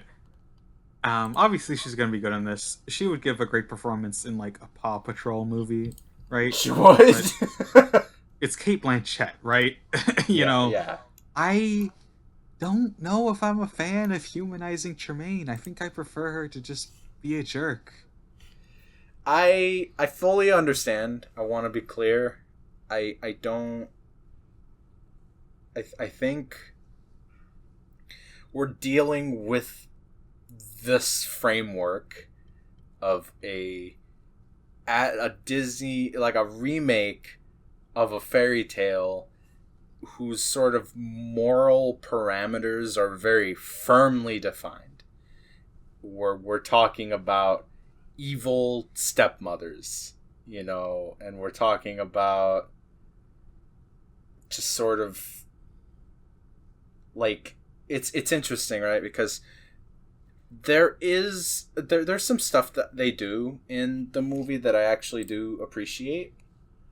Like, um they sort of texture the degree of her abuse of Cinderella, like, in a couple ways, when she sort of starts leaning, like when she starts leading into how she treats Cinderella. She kind of quietly takes advantage of her quietly but swiftly takes advantage of her kindness, and then, sort of starts slowly ramping it up in ways that I think do give more anxiety, I guess. Not anxiety, but like some more tension and gravity to the way she treats Cinderella, which is disgusting. And I do think that Blanchett does such a good job at capturing that absolute loathing that, humanizing her feels odd. I won't deny that. I think the purpose of humanizing her is less for her sake and more for the sake of getting to Cinderella forgiving her so that she can leave her behind. And I think that is a strong narrative pull, at least in theory. And I understand why it's there, and I also understand why one would not necessarily, prefer that she be humanized in any capacity and just kind of be a devil. Yeah, that's my opinion. Yeah, I get it. I fully understand, and I know that my feeling on it is basically just, you know I like how brittle she is the thing. I'm always kind of a sucker for watching a character that is sort of on the knife's edge to some degree. And, I don't know, maybe it's the kind of thing where even if this does work for me, it might not be right for the register and tone and aesthetic of this specific movie to humanize her. Like, look at her. She looks like a cartoon. Yeah, Her hair is like ludicrously red, and all her outfits are so saturated, and she is, like I said, kind of meant to be a picture of vanity. And I know that it can go either way in terms of representing either just a pure devil or someone who is just really vain because they're very consumed by their bitterness. Um, but I think there's a case to be made either way. I think, me personally, I think the humanization is all right. It's not stellar. It's not it's not a hill that I'm going to die on, but I do feel that it at least functions, if for nothing else than to get Cinderella to the point of forgiving her. But that's the funny thing. Why is it necessary is also a good question. I'm not entirely sure. It might be because of the things that she was taught to be better than the other person, but also being better than the other person can be pretty overrated. Sometimes you just gotta say, fuck that guy. That's what Cinderella 3 A Twist in Time did. Hell She didn't need to yeah. forgive shit. Fuck We're that guy. sending you to the frog dimension.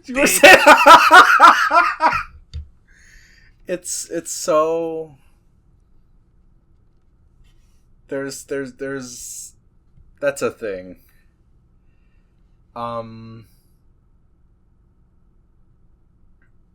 It's I think it works okay, but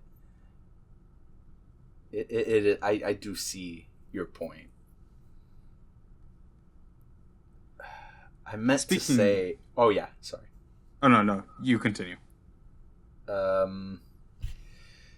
I meant to say, as another note of another adaptational faithfulness, because I was complaining about the comedy, like the comedic bits earlier. The chase on the way back to the ball, which, by the way, the entire stretch at the ball is fantastic. It's just as good as the 50s movie. It's really good. Her dress is so good. And then you get to the pumpkin chase where she's trying to get back home before the carriage turns back into a pumpkin, and it is too long, and none of the comedic beats work, and it's weird, and I don't like it.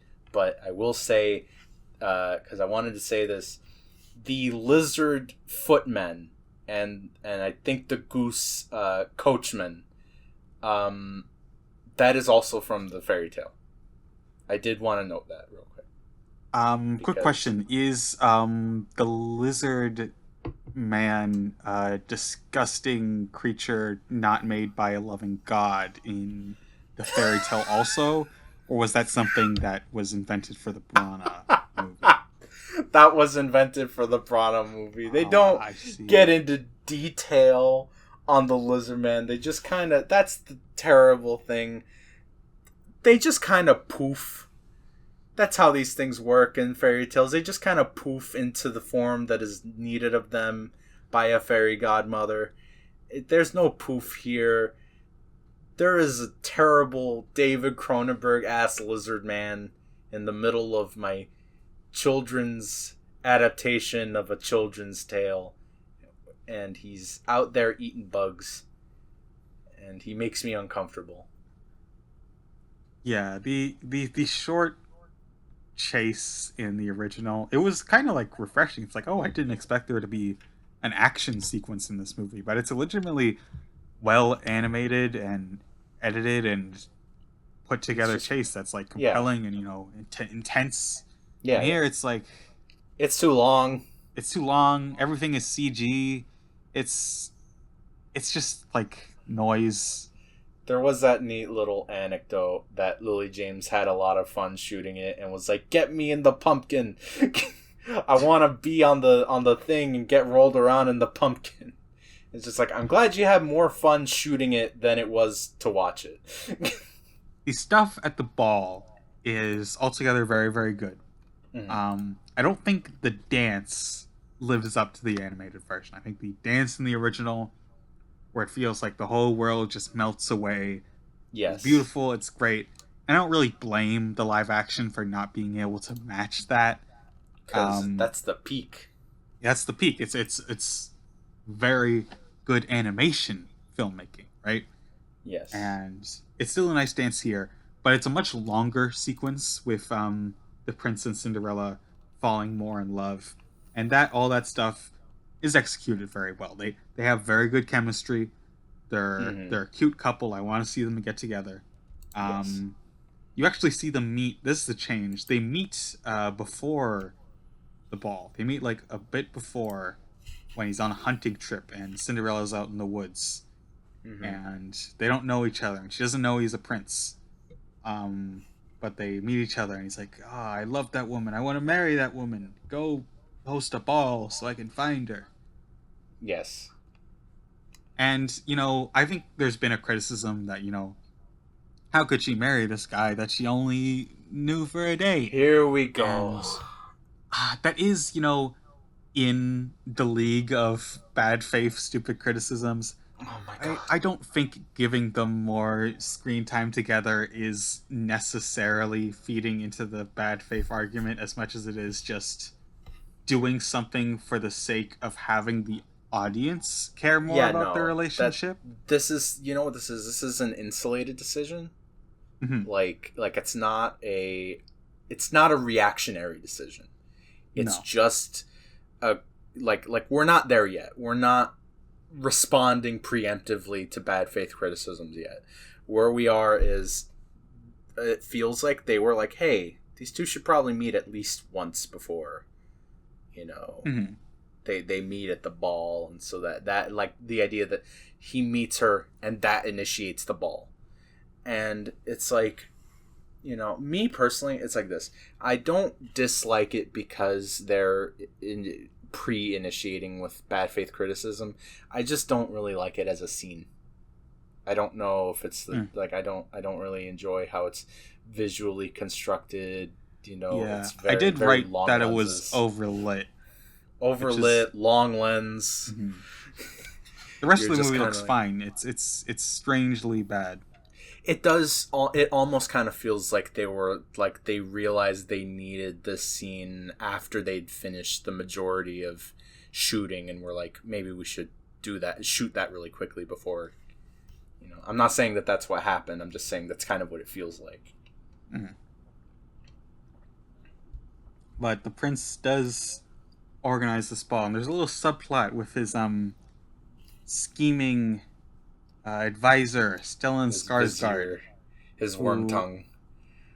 who for some reason is in this ridiculous red wig, instead of balding Stellan Skarsgård, which, mind you, isn't even the hair of the animated character. So I don't know why they put him in this insane wig. Um, but it's okay. I actually, with that his subplot Mm-hmm. in this, you said that this wasn't reactionary to bad faith criticisms of the original, and that would start in later live action remakes. Mm-hmm. I think I might argue against that, in that this subplot with the prince is starting to do that. How so? I'm actually not aware. One thing I was thinking in the original, and later again in Cinderella 2 especially, is, oh, it's a little weird that a king or a prince would be allowed to marry a commoner, and no one really has a problem with this. And I didn't pose it as an actual criticism because it was a fairy tale. And here they actually do have this entire subplot where it's like his dad's like, "You need to marry another princess from another kingdom," and he's like, "But Dad, I love her." And it's like a whole, like, genuinely integral subplot that the scheming vizier sets him up, where it promises him to a rival princess. And I feel like all this stuff about can he actually marry this common woman or not is kind of a response to that kind of criticism. And it feels like a weird portrayal of the monarchy, in that it's a weird half measure. And Oh I yeah. think if you're gonna portray the monarchy and you're gonna criticize it, I much rather you actually commit to that. And because it's like, We Mm-hmm. This isn't, it's a realistic thing that he wouldn't be allowed to marry a commoner. And it's Yeah. not a realistic thing that his dad would be like, actually, it's okay because it's true love. And there's this really stupid fucking line later on where like they're talking about why he needs to marry another country's princess, and he's like, it's for strength, they're to lend us their strength and guidance. And it's like, that isn't why you guys were marrying your own cousins, okay? It's because of bloodline purity and political alliances. It's not for Yes. guidance. Shut the hell up, Yes. you know? Yes. It's And it's interesting. Mm-hmm. Mm-hmm. I feel like that is kind of lending itself to what I would consider a bad faith criticism of, Yes. you know, that movie that I could see people having. I could see, if I want to read a little bit, armchair psychologist, I watched Belfast, and I know that Kenneth Branagh grew up in Northern Ireland, where there would be a lot of arguments about British government and the monarchy. Yeah. So there's no way he wouldn't think about it.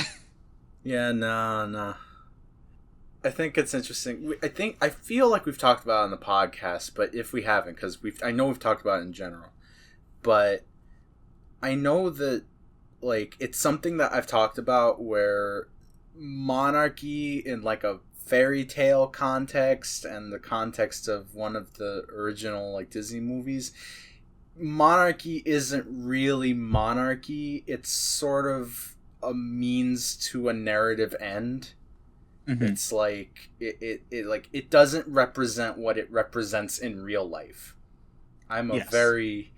I'd like to say I'm pretty anti-monarchy. I know you're firmly anti-monarchy. If you know me, you know that I am very anti-monarchy. I don't even think the modern British monarchy should be allowed to exist. No. Kick them out of that goddamn palace. And I even don't, I, as I consume art, am able to put aside and look at something like the original Cinderella or the original Sleeping Beauty and say, this isn't the real thing. Yeah, you could argue that it's kind of normalizing it for children. Yes, but it's true. I don't think it's that big of a deal. I grew up with fucking princess movies, and I hate that shit. It's not material harm, and you're able to separate the fiction from the reality of a thing. And I know that like in this particular case, like with the 1950 Cinderella movie, monarchy is just a means of someone escaping a poor situation into prosperity. It's just prosperity, whatever that prosperity means. Like it could be anything. It could be just some random building.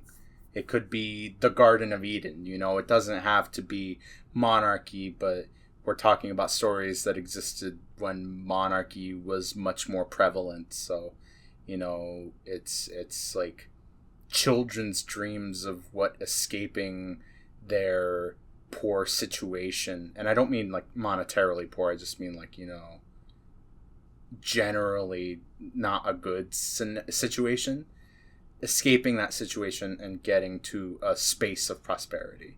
And then when you are making one of these live action movies, when you start trying to engage with the monarchy in any capacity, suddenly it's a real thing that people will have real life connections to. Suddenly, monarchy does not stand for overall prosperity. Monarchy just stands for monarchy.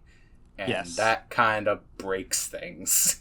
When I watched the original Cinderella, I, as the audience member, am entering an agreement with the film that we are not going to take this seriously. That we are not going to act like this is the real thing.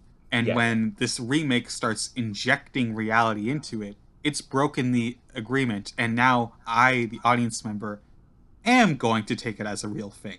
And you start asking questions. I don't like the thing.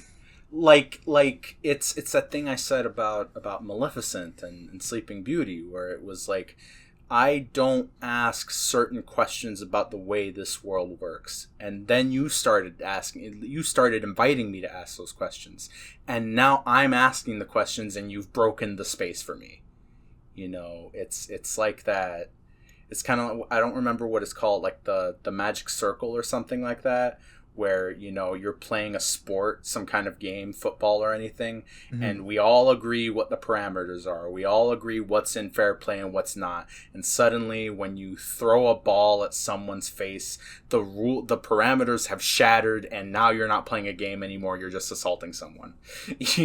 So that's kind of what this is. When we're in story time mode, and we understand the parameters. We understand what fairy tale time is, and then you start asking those questions, and now we're suddenly situated in a specific time, in a specific place, with specific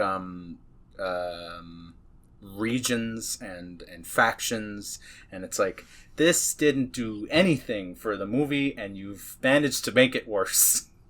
Yeah. There's like a part later on when they're looking for Cinderella, and it's like, whatever madam fits this shoe and is identified as the prince, if she so chooses, will engage in marriage with the prince. And it's like, oh honey, it's not a choice. No. If the prince decides to marry you, it is not a choice for the woman. It has historically never been a choice. Nope. I mean, sure, in modern times it's a choice, but that's because we have, not absolute rule, which this kingdom clearly has. Yes, and absolute fucking monarchy. Monarchy. Now you've introduced the idea to me to critique this movie for not abiding by the rules which you want to introduce to this world. And I have a feeling that this specific magic circle notion, like this sudden breaking of the rules that we agreed upon, this is gonna keep being a problem. This is gonna keep being a problem with these movies when like not consistently, because they're all different and set in different spaces, and not all of them engage with these specific politics, but we're gonna be dealing with this more than a couple times. It will probably come up when we hit Beauty and the Beast. Yeah, I really do ask, what's the point of this subplot? What's the purpose? It's like function. The message is like, oh, you should marry who you really love. And it's like, is that a useful message in America in 2015? It's legal, It's legal. You can marry whoever you want. As of the time of recording this, it's still legal. I would... Listen, they weren't thinking about the gays or interracial marriage. They're just saying love who you want and don't be worried about what I guess other people think, or I don't know what the fuck the message is. That's the problem. I can't identify the message. It gets funny. Once again, like we were mentioning with the mouse thing. What the fuck is the message here? When the mouse turned into a man. What this adds to the movie, other than making me question things that I don't get anything from questioning. Nothing! Absolutely nothing! Stupid! You're so stupid! That's my argument, that this is the ground zero of embracing bad faith criticisms about classical fairy tales, which is questioning the monarchy in those tales. I look over the horizon, and like for me personally, specifically, I'm looking over the horizon, I'm seeing a Little Mermaid over in the distance, but it's kind of like that Monty Python bit where the guy's endlessly charging at the castle. We're not going to be there for a long time, but it's going to keep charging at us every time. It's going to be so far away until it's suddenly here. Exactly. That's me with a lot of these. It's this one and Beauty and the Beast. Those are the two that I'm really gonna be. And to be clear, like, I'm not. We mentioned at the start of this that I'm not the biggest Disney head. I didn't really grow up with these movies, but I have passionate relationships with specifically the movies that Howard Ashman was involved with. So I'm gonna be hurting sooner than later with one of them at least. I don't know. It's gonna get weird. Is there anything else we haven't covered yet? Oh yeah, they adapt the Cinderella naming thing. That Ella is her real name. Yes, Ella's her real name. Then they straight up call her Cinder Wench like in the story, and then they call her Cinderella. See, I do Specifically appreciate Anastasia. Mm-hmm. that as, if we're gonna adapt it again, let's try and have it a little bit closer to the original, fairy tale. So, Yeah, yeah. that's like I overall want to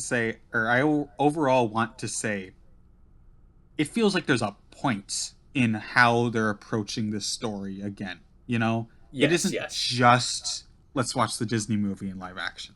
It is a Yeah. different interpretation of the Cinderella tale that takes heavy inspiration from the Disney version. Yes, like it takes Lady Tremaine's name and Anastasia and Drizella, and the prince remains nameless, Yes. as in the tale. But yeah, it is kind of this hybrid. We're still coming at it from a different angle, but instead of a completely different retelling of an existing story, it like from a different perspective, like with Maleficent being a complete overhaul of narrative elements from Sleeping Beauty, and Alice in Wonderland just being kind of a sequel to the book, sort of, but also the original movie. This one is more like it is both another adaptation of the original Charles Perrault telling, and also a remake of the 1950 film. So we still have a little bit of that extra spice in there. We still have like them experimenting a little bit with it, which is funny to say about a movie this sort of conventional. Note, conventional, not inherently bad. I'm just noting that it is. Mm-hmm. Um, it is funny to say that this has a little more spice in that context, but it does. It has a little more of that spice and additional context that is it's actually fun to engage with for the most part. I don't agree with every choice, but like we said with the prior two movies, we're still making choices. We're still making choices that are the result of artists, and I'm jamming with that, and I appreciate that. Yes. And I'm my dread has not sunken in yet. And Yes. also, they do not give Anastasia a redemption arc in this movie. Yeah. What the?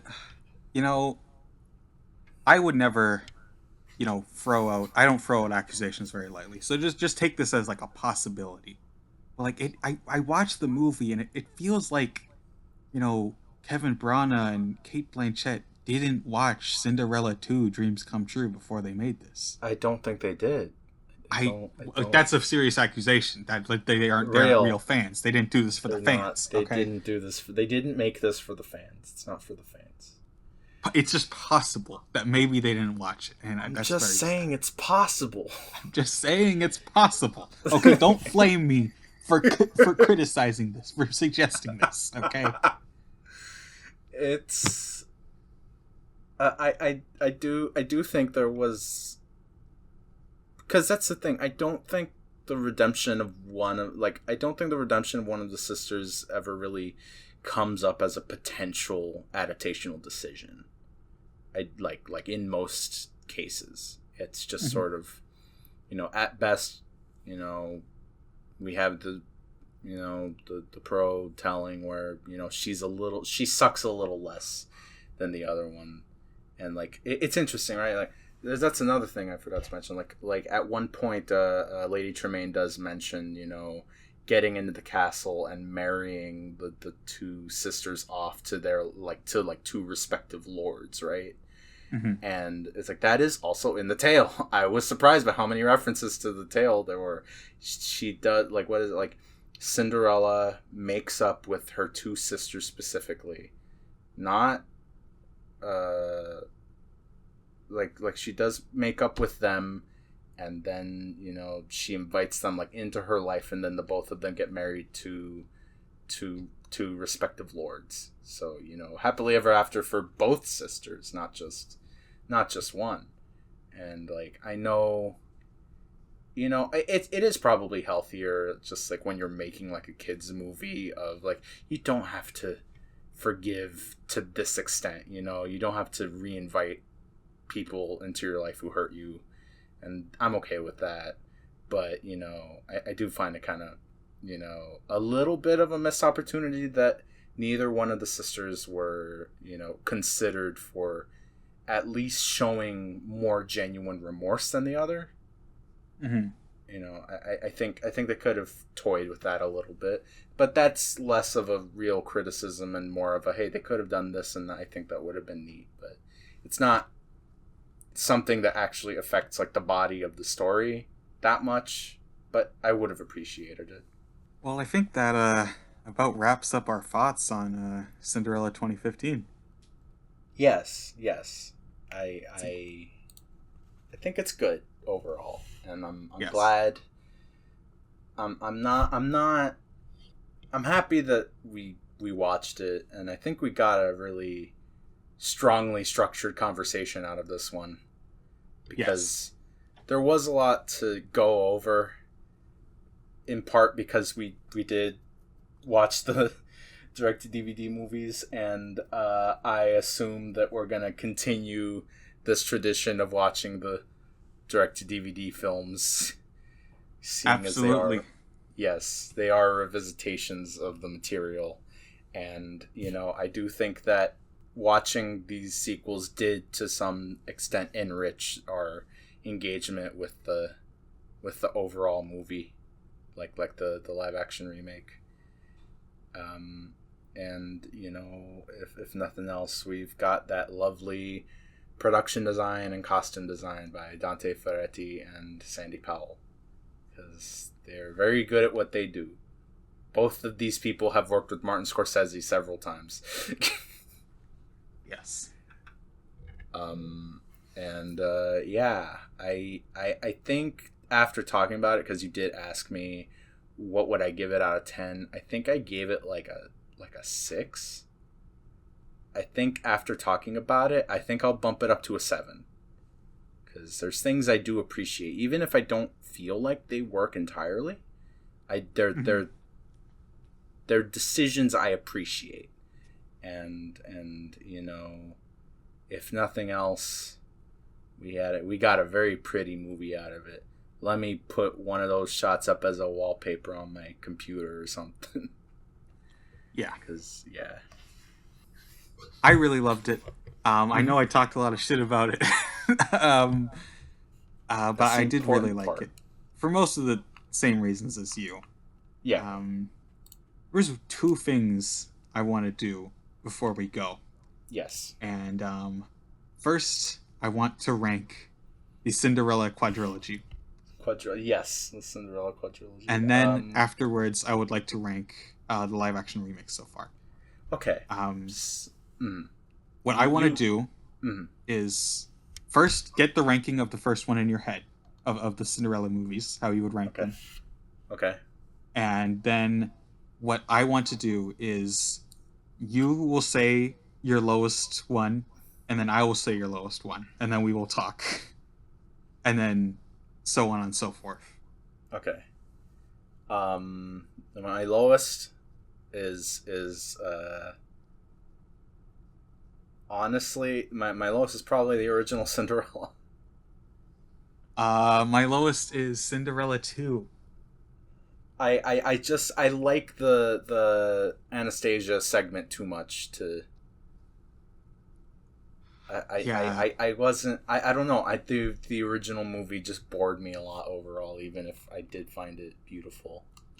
I flipped on these two along a while, quite a few times. I could see myself putting two above it because I really do like that Anastasia story, but even that kind of feels compromised with the cat subplot. I don't care about Yeah, as much, Cheshire Cat. Not Cheshire and Cat, but it's Cheshire Cat. He looks you like know Cheshire Cat. the other two stories, they're like somewhat compelling. I can pay attention to them, but I think what really puts the original above it for me is just simply the animation. It's a It is much better gorgeous. animated movie. It's Disney was on some hard shit there, especially that like again that like 15-20 minute segment after the dress is ripped up to actually really just the entire third act of the movie I think is Yeah, yeah, fantastic. yeah, yeah. And that puts it above Cinderella 2 for me Okay. because I like it's just the first two are kind of just something I could put on in the background and half pay attention to. Yeah, that's true. That's very true. And then okay, so the sort of tentatively, I don't know. I might come back to this next time we record, but tentatively, it is like the first Cinderella is down there, and then Cinderella 2, and then um, the 2015 Cinderella. Yeah. That, For that me, number three is Cinderella 1, yes. and then number two is Cinderella 2015. I could see 2015 being my favorite if it just had a couple things different. Yeah, yeah. If it's Actually, just a you could like hair. Mhm.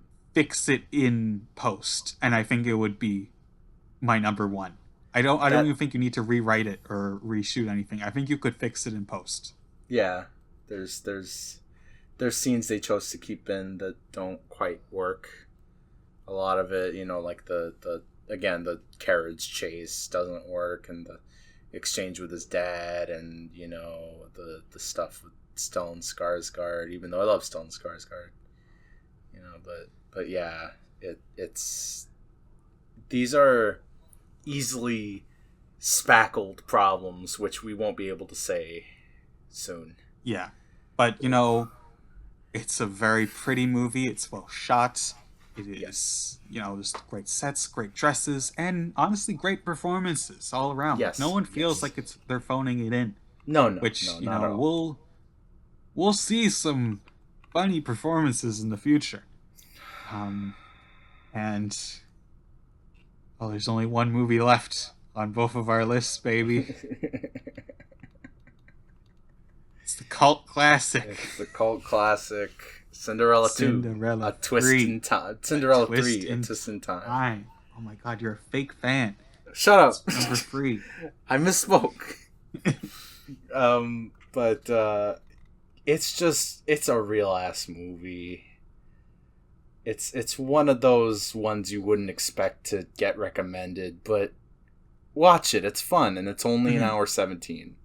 I wanted to say this. I had heard of it as being, one of the best of the straight to DVD sequels. And I Mm-hmm. heard that and I thought, okay, is it a good movie or is it better than it has any right to be? Because, there are movies that are better than they should be, but there's at the end of the day, they're still kind of meh, right? This Yes, one, yes. it is better than it should be, but it's also just like a good movie. Yes, it's just in solidly in made. isolation, without the context of all the terrible direct to DVD movies, it's still good. Yes, I had just a really good time with it. I was smiling throughout. I really couldn't ask for anything more for what it is and what it's trying to be. It just hits all the right beats. I'm quite pleased with it, and it is my favorite of the Disney Cinderella releases. Now, as to the rankings of these movies overall, and to be fair, like I out of the ones that we've covered, they're all good. Like they're all good, but they're not all broke like bad. Like they're not foul. Mm-hmm. So like like they're all eminently watchable at the least, save for whatever Johnny Depp is doing in Alice in Wonderland. Oh God. um, but like I think the rankings so far, and this is coming down to personal like taste overall. I think the bottom one is Alice, right? Yes. For And me, not. it's also Alice. It's not the worst thing ever, because people will vastly like overstate the badness of this thing, but we went over the ways in which it's just kind of not functioning several times already. It mhm. It's broken. It's a bit broken. It's a bit And broken. I think the difference of what will undoubtedly be ranked lower than this by the time we finish all these movies is there are like ideas here, you know? There there was a vision. It isn't a it isn't a real ass movie, but it is an actual movie. Yeah. Like It's not like Cinderella Free, which is a real ass motherfucking movie. This is just exactly.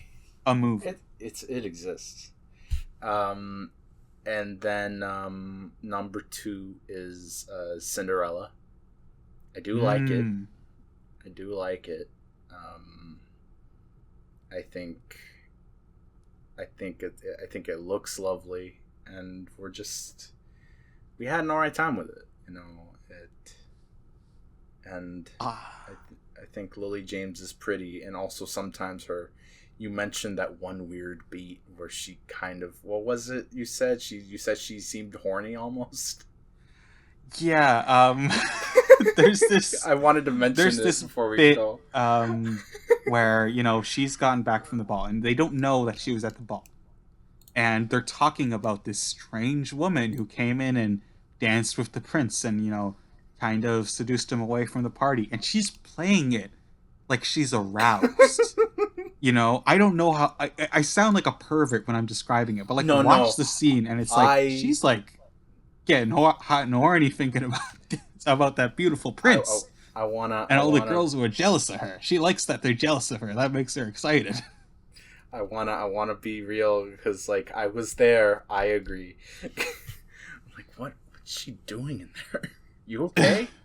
And Kate Blanchett looks at her like, what are you doing? The only time that Lady Tremaine is really understandable. She's like, what? What's going on? And then the top one is Maleficent. And honestly, I do think, like, this is just a personal ranking, because I'll be real, you know, Cinderella's probably the more, like, it's probably the less kind of scuffed movie. Because, you know, Maleficent has the kind of broken metaphor that is at the spine of it, and it doesn't really function. But you know, I got some biases. You know, I'm like, look at the beautiful lady with the beautiful wings and horns, and look at Elle Fanning, and she's so pretty. And you know, she's, you know, good in it, and I think the movie's neat.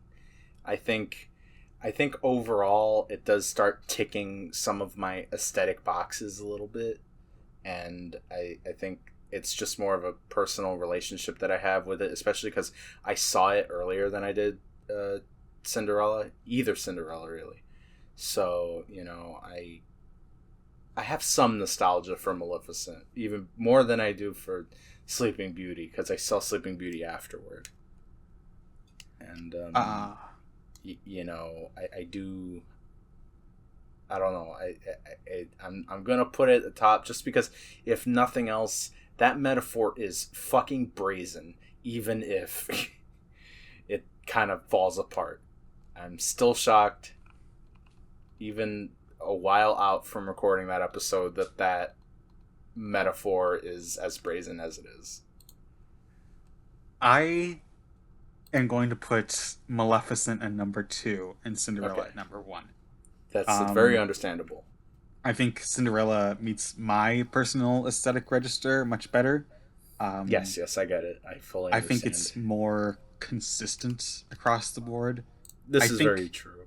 Maleficent would benefit a lot from being more focused on the interpersonal conflicts and not like this Very huge, like, true. oh, the fantasy creatures versus, King Dusseldorf or whatever, right? King Dusseldorf. I was trying to think of the name of the king from Shrek 1, but I couldn't. So, Farquaad? Farquaad, King Farquaad, because he You hated the gotta fairy tale creatures. you gotta Um, remember the way to remember his name is Fuckwad. yes, now I'm remembering it. That it's supposed to sound like, Oh god, they what were a so movie. petty. They were so petty. I would be petty too. Um, But but yeah. yeah, I could see this ranking changing for me. I could see putting Maleficent above Cinderella later because I totally agree. Very brazen for a Disney movie to go that far, even if it does kind of fall apart, and it does lose a lot of points for me because of that falling apart. But I Yeah, still yeah, that's respect it for going there at all. mhm. And so I guess I've been saying that they've been improving as they've gone, and we'll see if the next movie, Jungle Book, continues that trend. Yeah, because I've never seen that movie. I have seen the the Jungle Book, the 60s. It's the 60s, right? Yeah, The 60s movie. I have seen it. But I've never seen the remake, and it is directed by one of my enemies, John Favreau. one of our enemies, One of honey. our. We're gonna kill him together. When we get to Lion King, he is going to feel a twinge in his chest, and he won't know why. Everyone said, at the time, people said that the Jungle Book was very good. I think it is I think it's still the best reviewed out of any of these. But I don't know. Honestly, right now, I don't know if I'm gonna like it, just because like it's a weird photorealistic animal movie, and I I don't think maybe I don't know. they might have expressions compared to Lion King, so Oh, they do I'm have more expressions, but I'm it's just a big green screen movie.